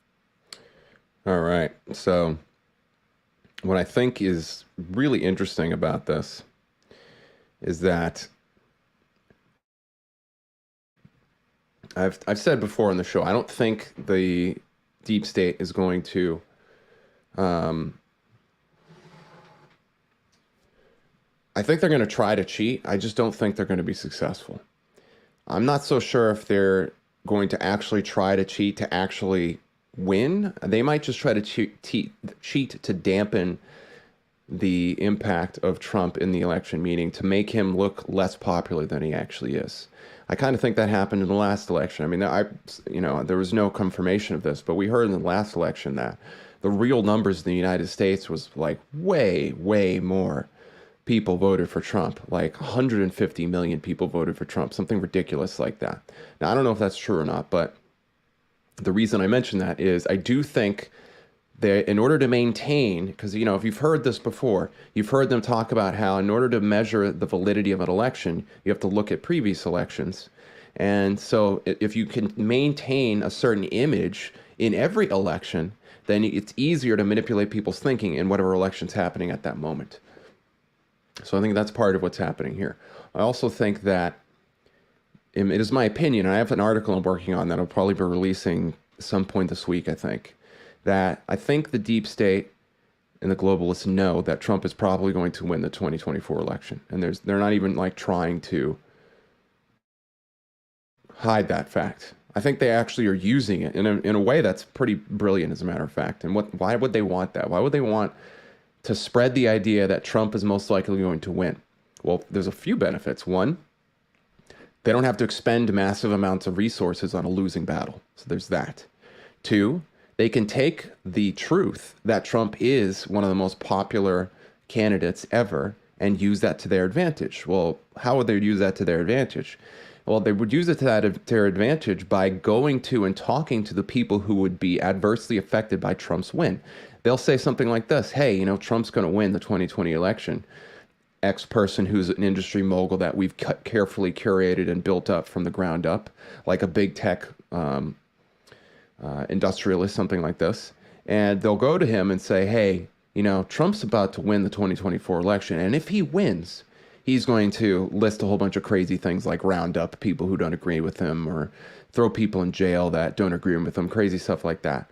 And what they're going to do is suggest to certain portions of the population, I would argue people who are at key positions in the media, key positions in various sectors of our economy and our civilization, and say to them, hey, because Trump's going to win in 2024, we have to do this crazy idea. We have to turn the power grid off in a controlled event so that it creates mass chaos so we can get the government back in our possession, because we can't let somebody like Trump take the White House and as a result do all these crazy things. And there's a man that was just interviewed by Tucker, and he has some very interesting things to say about this whole scenario. And I think that's probably what they're trying to do. They want certain people in certain positions, most likely the upper middle class, certainly them, so as many people as they can get, really. And even the lower classes that don't like Trump, to say, hey, Trump is about to win. He's Hitler. He's, a crazy guy who's going to create all this chaos. And because you don't want these horrible things, you're going to go along with us in our whatever their agenda is, whether it's a cheating scheme, whether it's the most sophisticated lawfare scheme we've ever seen before. I mean, if what I think is going to happen might happen, I think he's going to win the election. And then I think the bureaucracy, the deep state that's actually occupying these massive portions of our government are just going to throw every wrench in the gear that you can imagine. I mean, if you've ever seen the movie Dune, when House Harkonnen abandons Arrakis, they do what? They sabotage a lot of the equipment so that House Atreides, when they come in, they have to work their butt off to try to make anything work, and eventually, obviously, they lose that position, and it's all just a plot to kill House Atreides and the Duke. And there might be something like that happening here with Trump. Now, do I think that Trump's going to get assassinated? Not necessarily, but if somebody did try to assassinate him, that would certainly make his popularity increase tremendously. So I don't know for sure.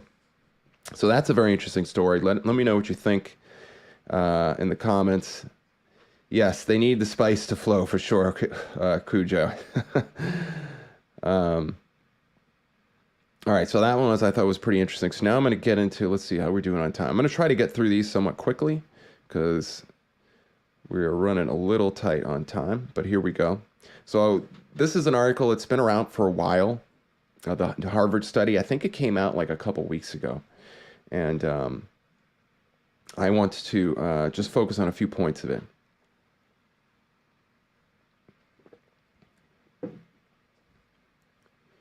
So I'm going to, as a preamble to this, hold on one second.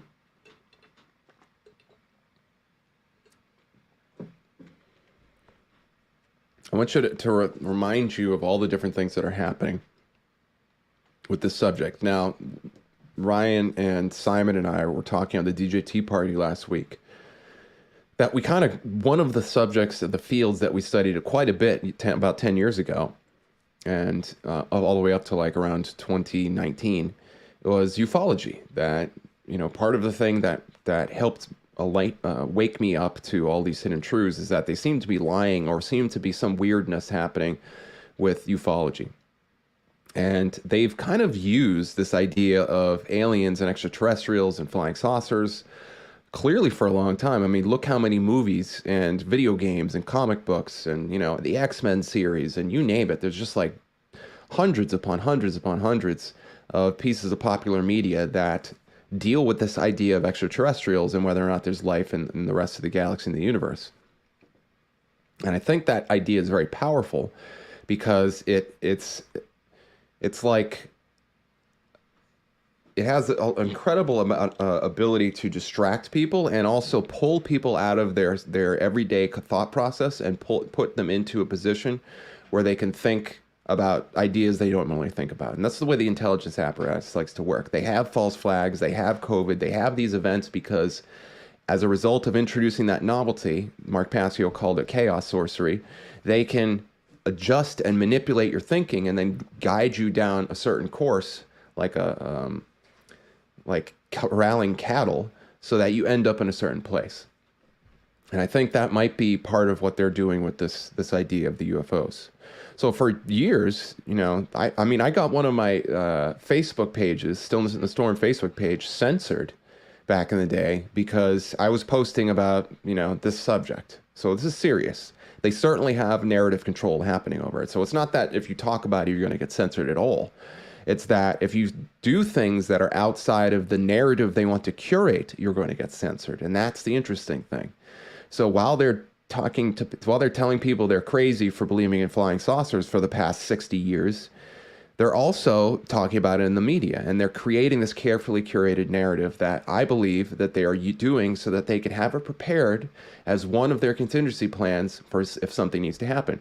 What if they talked about the release or the discovery of alien life before the election?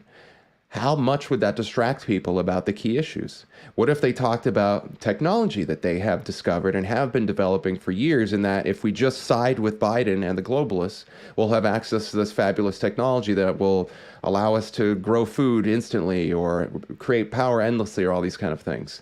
And then now it's a battle between Trump, the guy who wants to pump oil out of the ground, who we've also villainized oil over the past 70 years, and these enlightened globalists who want to use the discovered technology from extraterrestrials to save humanity and end global warming and all this kind of stuff. So I do not put it past them for them to create that dichotomy at all.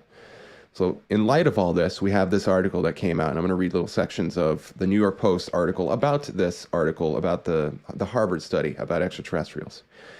Aliens might be living among us, according to a study by Harvard academics. A new paper suggests aliens could be living around underground or in a base inside the moon. The study by Harvard University's Human Flourishing Program further puts forward the idea that UFOs, or unidentified aerial phenomenon, may be spaceships visiting their Earth-based alien friends. The researchers have investigated so-called crypto-terrestrials.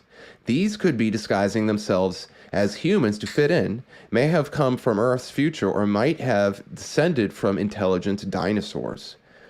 Holy mackerel. I mean, I can tell you just that one line. There are significant theories in the ufology circle that kind of hint at that very idea. And if anybody's ever studied Lloyd Pye was a guy, he had the so-called Star Child skull. I think that came out in like 2009 or 10 or something like that. And if anybody's ever studied that, there's significant reason to believe that the skull was legitimate. And he had a presentation called Everything You Believe is Wrong as a part of his book. And he had a really compelling case for the fact that human beings are potentially a genetically altered race. And he's not the only one who came up with this idea. So now, am I saying that's true? No, not necessarily. But I think there's a lot of pieces to this story that are either carefully manipulated and manufactured, or are in some way true, but not true in the way we think. For example, not to go on a huge tangent here, but evolution, we know for a fact, is not what we're told about it is. We know there are no transition species in evolution. What you actually have is every X number of years, anywhere from 10,000 years, every cycles, all the way up to like hundreds, 20 million year cycles. You have these cycles where there's mass die-offs of creatures, and then there's an emergence of new species seemingly coming out of nowhere.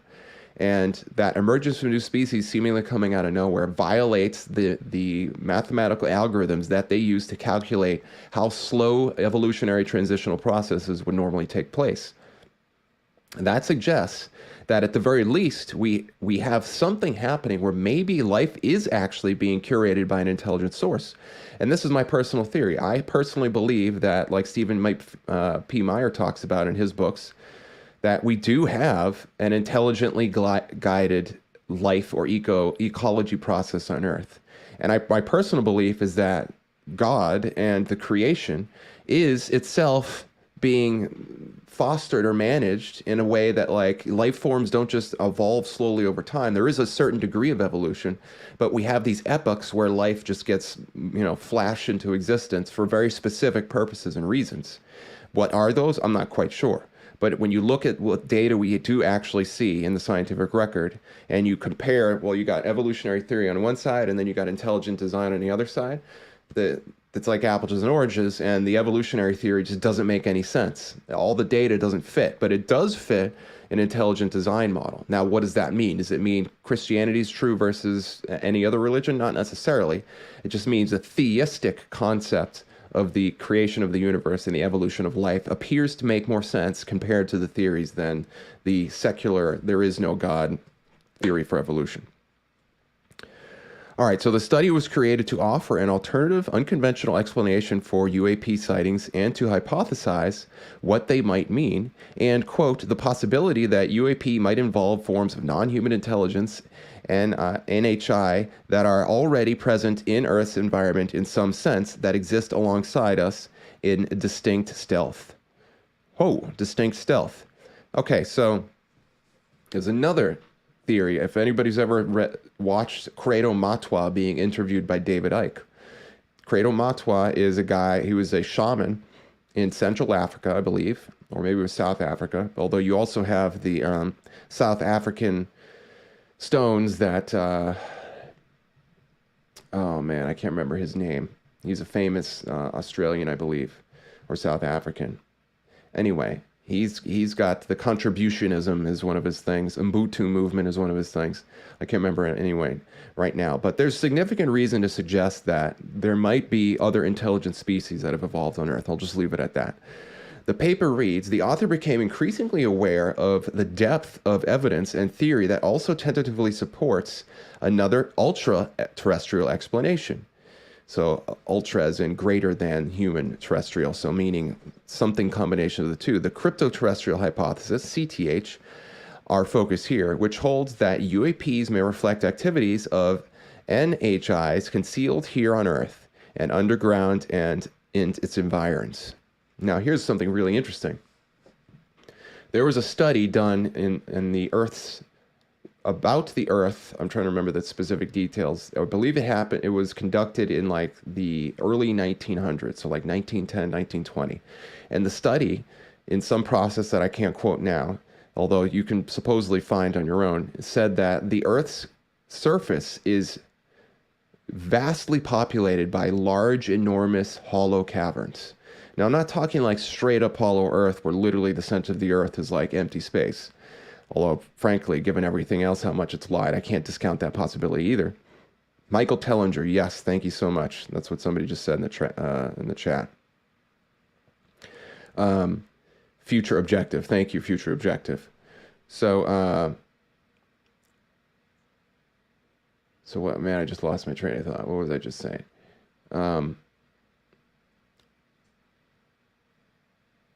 Okay, so you have. Oh, that's what I was saying, Annie. So but there was a study done, and they evaluated the Earth, especially the Earth's crust, and they found that there are enormous, massive caverns, and they're everywhere, all throughout the Earth. It's kind of like a honeycomb instead of like just a solid surface. You just got all these different caverns everywhere, which makes sense because you've got lots of volcanic activity happening all over the place, and once that volcanic activity recedes, because what happens is you got the Earth, like this is the core of the Earth, and it's boiling up all this really hot stuff. Then the Earth is moving and floating on these plates on top of it, and then when those plates shift, they move over and away from these different hot spots, and then that material starts to sink back down, and what you have left are these lava tubes and things like this. We've observed that on other planets and on other moons in our own solar system. So is it possible that we really do have caverns? One other thing that Jordan and I have talked about on Knowledge Base is the idea of these solar flashes. So there's a man named Douglas Vogt. He worked with, or his foundation, the Diehold Foundation, talked about something that Suspicious Observers guy talks about. And what Suspicious Observers man talks about, his name is escaping me, is this idea that the sun has these solar epochs, that there's a cycle where every so often, about every 10,000 years or so, the sun will go through a shift in its energy state, and that shifting energy state will literally cause the electromagnetic field of the solar system to be altered, and that alteration will actually cause the Earth to kind of freeze in its place. Now, it sounds crazy, right? Like, what are you talking about? Like, the Earth freezes in its place, and then for 8 hours, the Earth just stays perfectly still, and then the oceans keep ripping around the Earth, and it causes these massive cataclysms. Well, as it turns out, there's actually significant evidence to point that. If anybody's ever investigated the Eye of the Sahara, which is this place in near Morocco, but it's not Morocco. I believe it's further down from that. You have these this thing that looks like an eye. As a matter of fact, let's see if I can pull it up for you here. And there are watermarks, the reshot structure. There are watermarks or water erosion marks that look like huge, massive amounts of water erosion that have taken place in that area. Where is it? Is this the right one? This is kind of it. Anyway, I'll just show you what the structure looks like. I'm not going to be able to do a significant presentation here, but here's the reshot structure. And look at it. This isn't like a drawing. This is actual images from a satellite or a high up in orbit you're looking at, like perfectly circular concentric rings. And what you have in another place, let's see if I can find another photo of that, is this area. See where it's like smudged right here on this one? And down in this lower portion, what you have are these massive, what looks like massive scratch marks on the Earth. And these massive scratch marks on the Earth, for the most part, can really only be created by having huge, enormous volumes of water being washed across the Earth. There's another guy who's on Joe Rogan. I can't remember his name, but he talks about, not Graham Hancock, but another guy. And he talks about these massive landforms all throughout the Earth, where the only way that these landforms could have been created is if you've got these, water erosion points. And then you've got these mass die-off zones. One of them's in Australia, or not Australia, Alaska. And Joe Rogan has also had that guy on, where they found this massive, like, what basically looks like a bunch of animals and plants and bones just like all ground up together and that have been deposited in this place. And it's almost as if you've got all this life that was stripped off the Earth and put in this area. So what does that suggest? Well, what I'm getting at here is the idea that if these cycles really exist and we have these cataclysms every so often, then is it possible that certain species that evolve, that human-like civilizations that evolve on Earth, can actually evolve to the point where they can go underground when these things happen, and then they can repopulate the Earth afterwards? And is this possibly where some of these myths come from?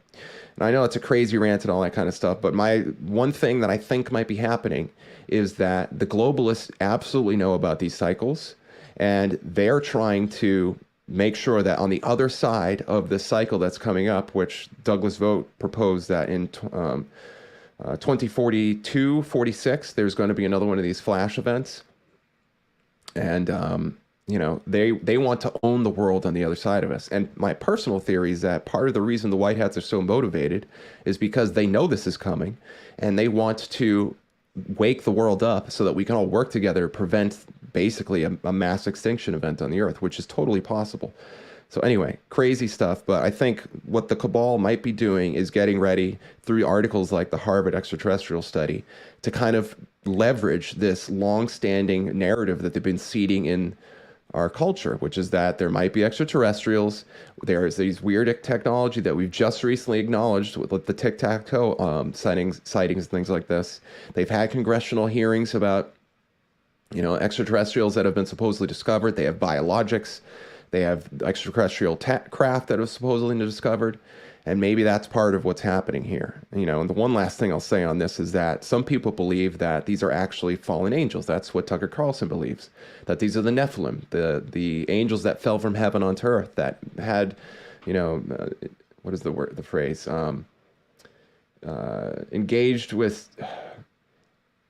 Mated with the daughters of men.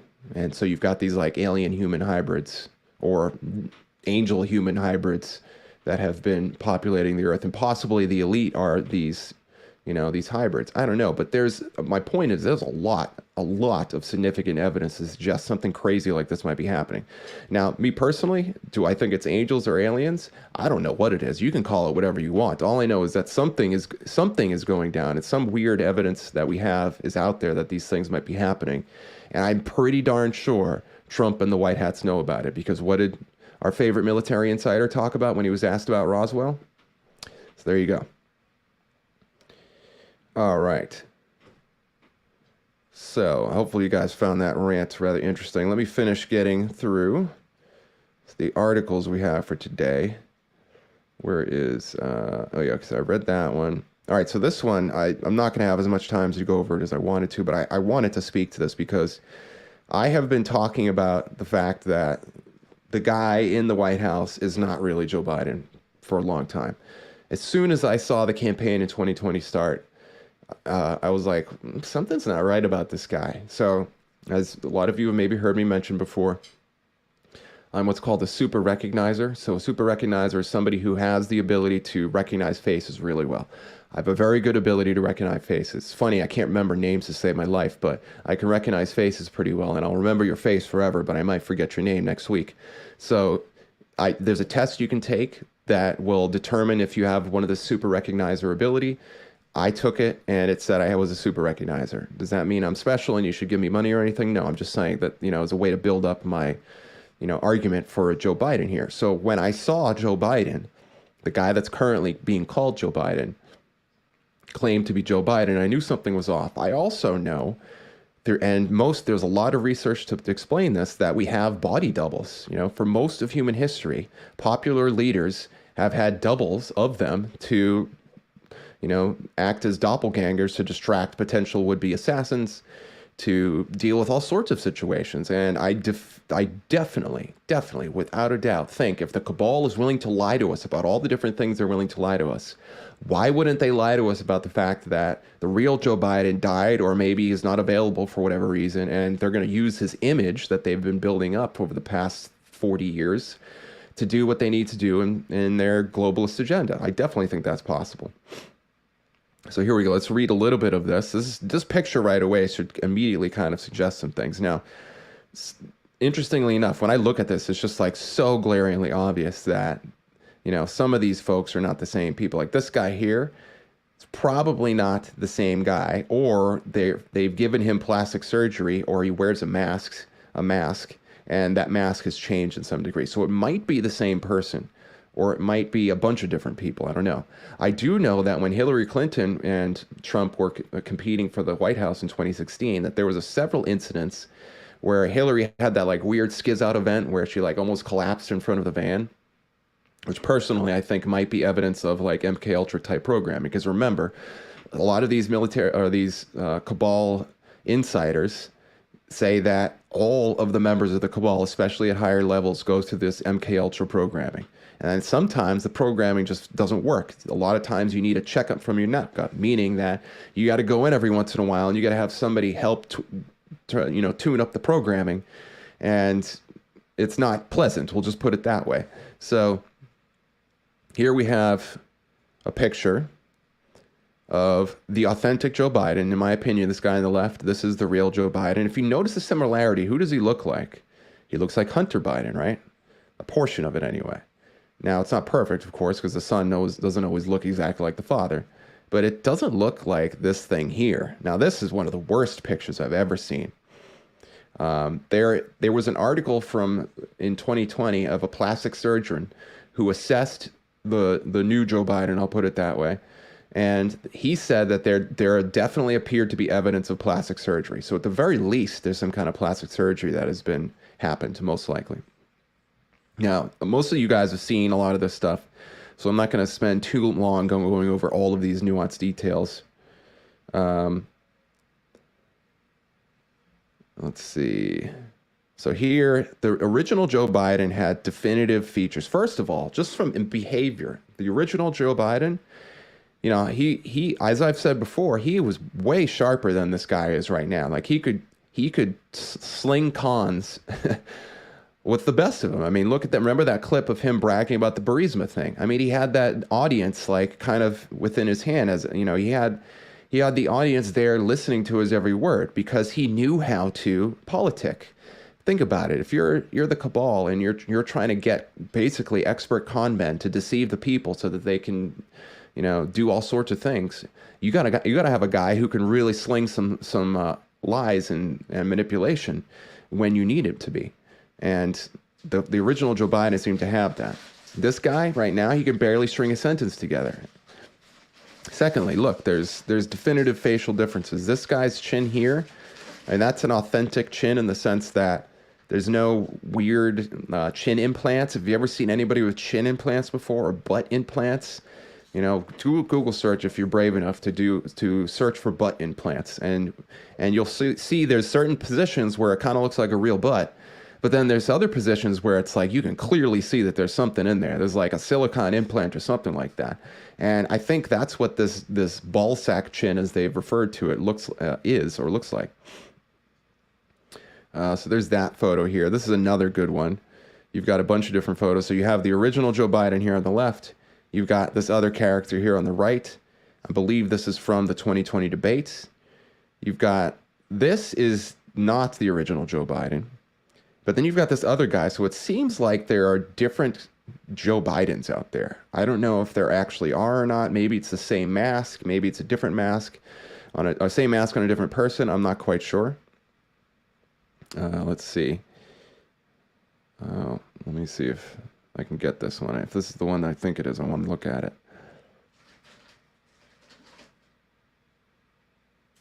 No, okay. It's somebody talking about Guantanamo. I don't actually think that. There's a theory out there. I should mention it to it. So there's a theory that we've got clones. I don't necessarily think these are clones, although I can't discount the possibility entirely. But me personally, I don't believe that there's a clone situation happening. There's also a theory that, you know, the white hats are so totally in control that literally everything is a manufactured movie. And a lot of these bad actors were replaced by clones or actors, and they all died in Gitmo. I also don't believe that to be the case. There's a few reasons why I get into that. Maybe at a show I'll tell you my reasons why. But quickly, it's because it would rob the people of the justice that I think that we are entitled to. If the military just rounded up all these people and killed them in these secret tribunals and trials, well, first of all, how do we know that they actually were adjudicated properly? And secondly, then we as a people wouldn't have the ability to heal from that aspect of seeing these actors or these people, not actors, but these intelligence agency actors or players for the cabal being adjudicated. And I think that's an important part of the process that we're probably going to see. So this is the photo that we see, and this guy refers to him as the 18th clone, which I think is funny. All right, so this is a really cool clip. Let's take a listen at this one.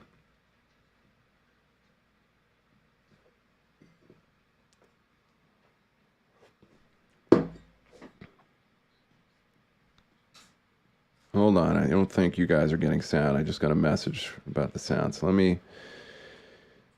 me stop sharing this. Hold on, I gotta do what I did earlier.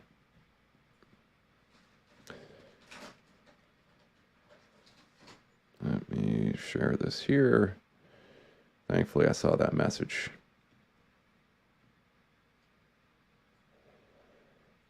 And let me add it here. Okay, so then we're gonna go back and see if I can get that sound to play properly.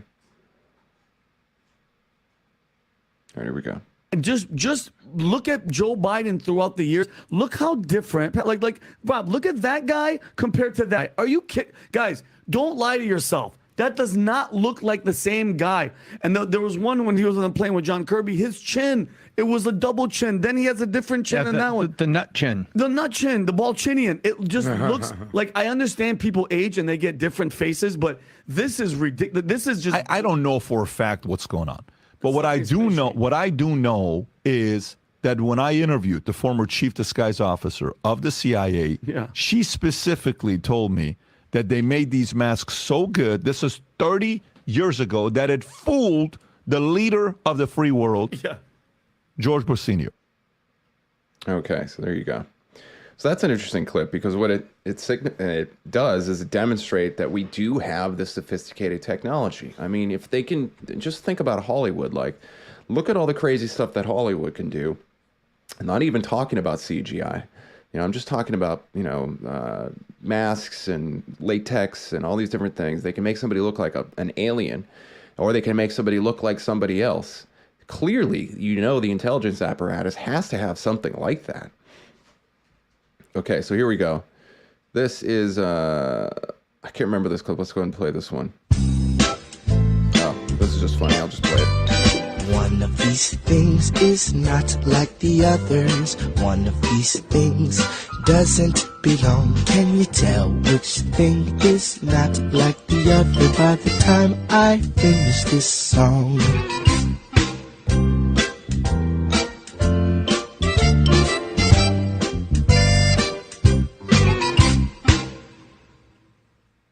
All right, there you go. So this one is really crazy. So when I saw this, this is just what the thought that came to mind. I'm not saying it's definitely true. Let me see if, okay, let me open up this article because you're going to want to watch the video that's in this article.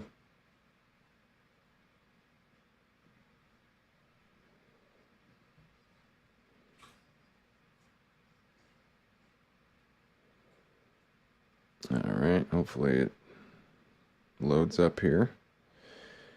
So what you saw, I'll just kind of begin the process. Well, first of all, you got, I love that, the ball chinian. I mean, look at that. Have you ever seen a person's chin like that?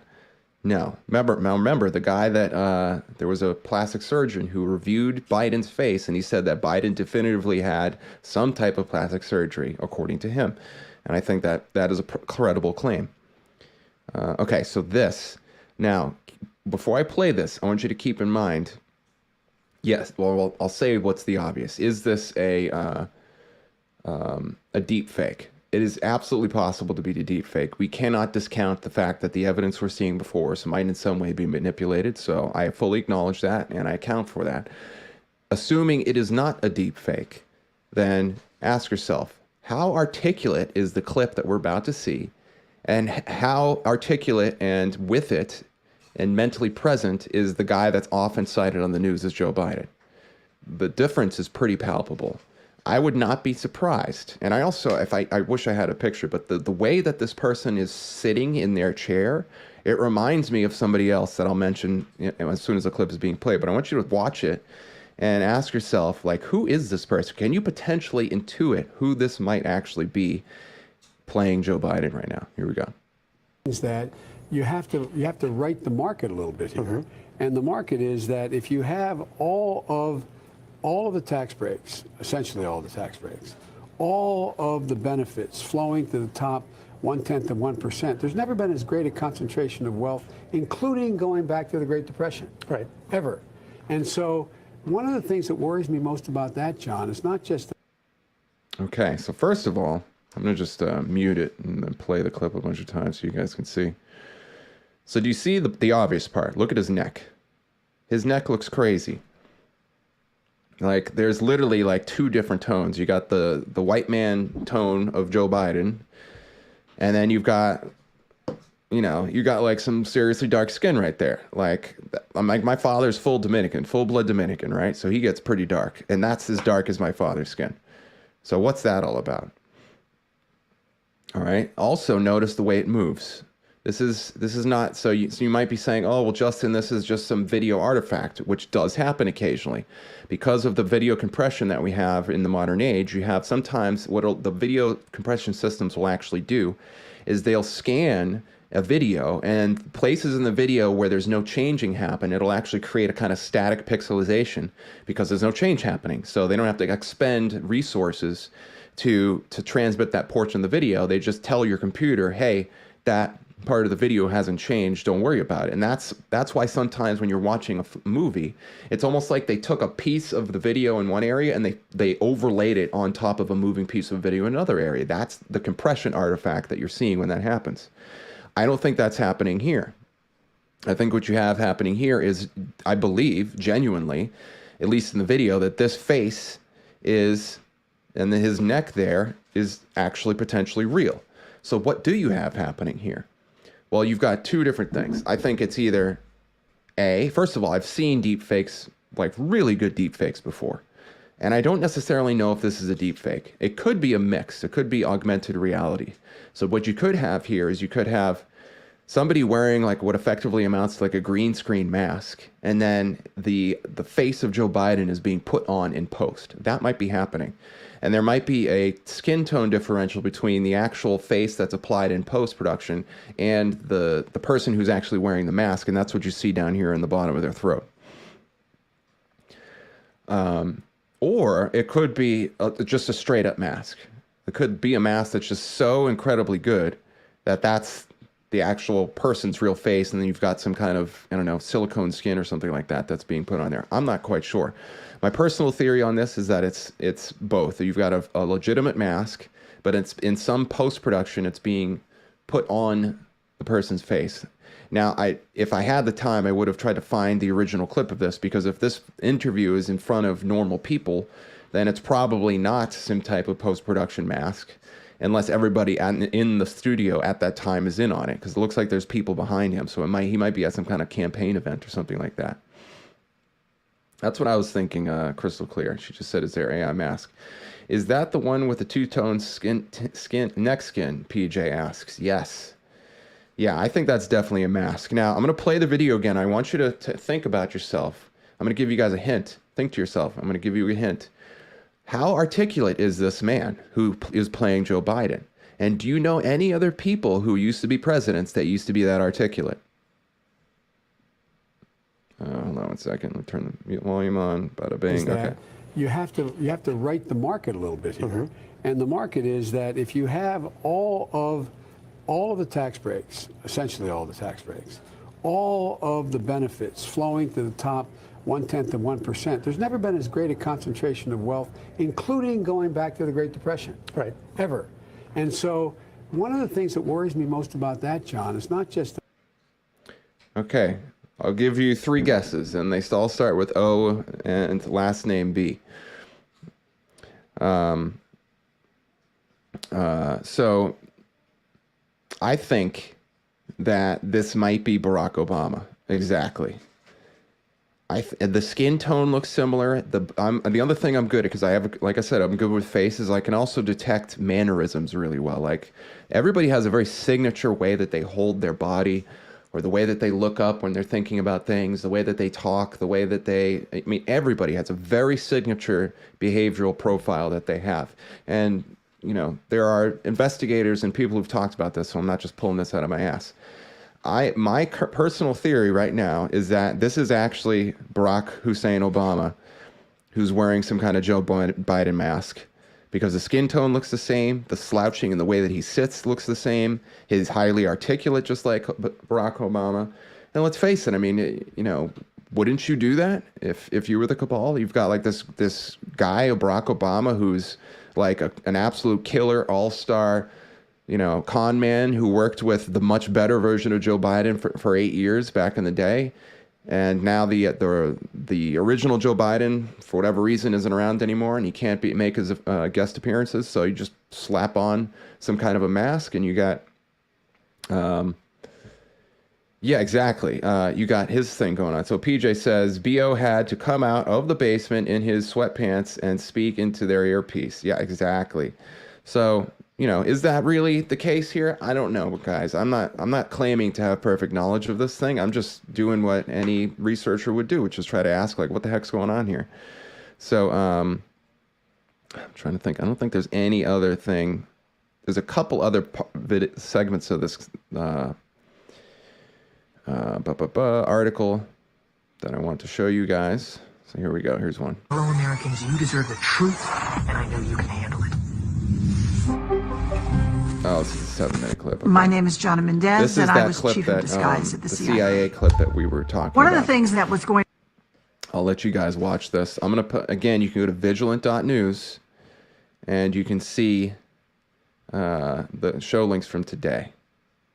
And there's the interview. Okay, so that's what all this was. Oh, here we go. Here's another interesting one.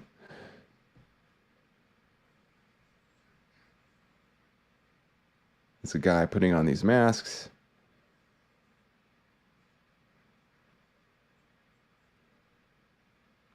So this is the stuff that, you know, you can put on. It looks pretty good.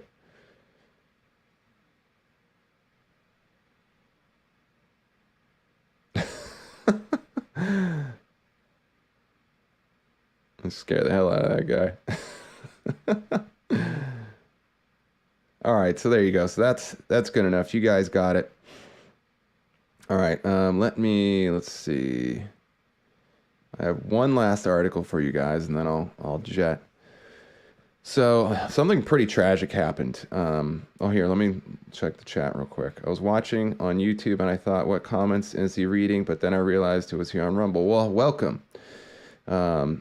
Guys, I'm really curious. Like, who do you think was that guy in the double skin mask? I can see some people already put Barack Obama. That's my personal theory.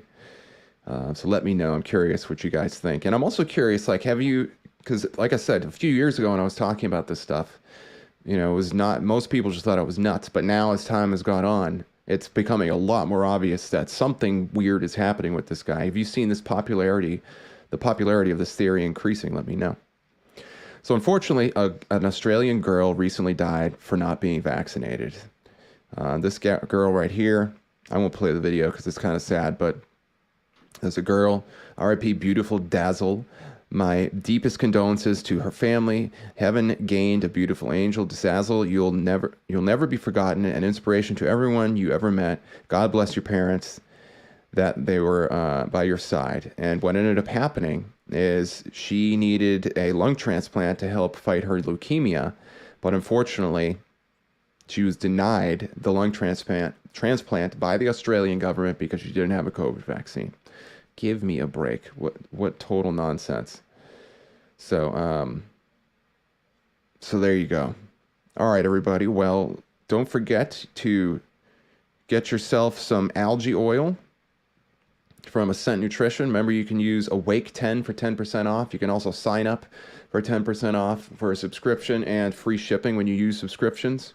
Algae oil is the cleanest omega product on the market. I personally think it's one of the most bioavailable too because it's liposomal.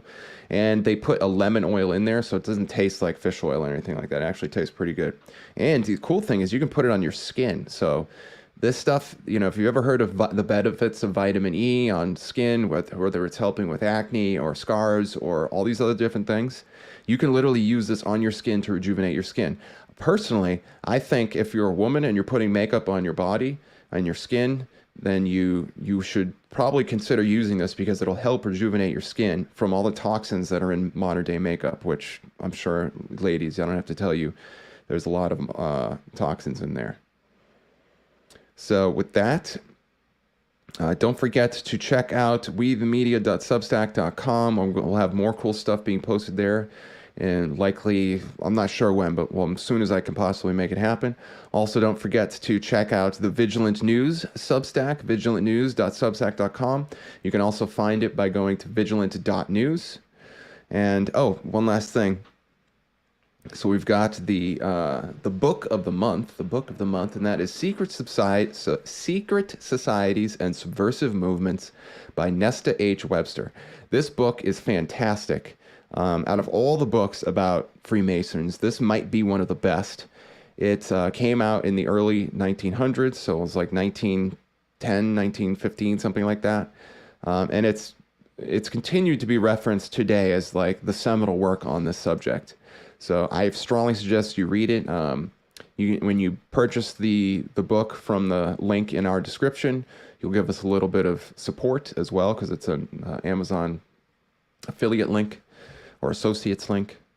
So with that, guys, I really appreciate it. Thank you for being so kind and considerate during the show, me soloing the show here. Prayers for everybody. Thanks so much for showing up to the DJT party, by the way. That was a blast.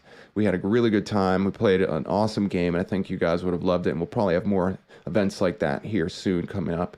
So with that, much love. Thank you for everything, and stay vigilant out there. Take care, everybody.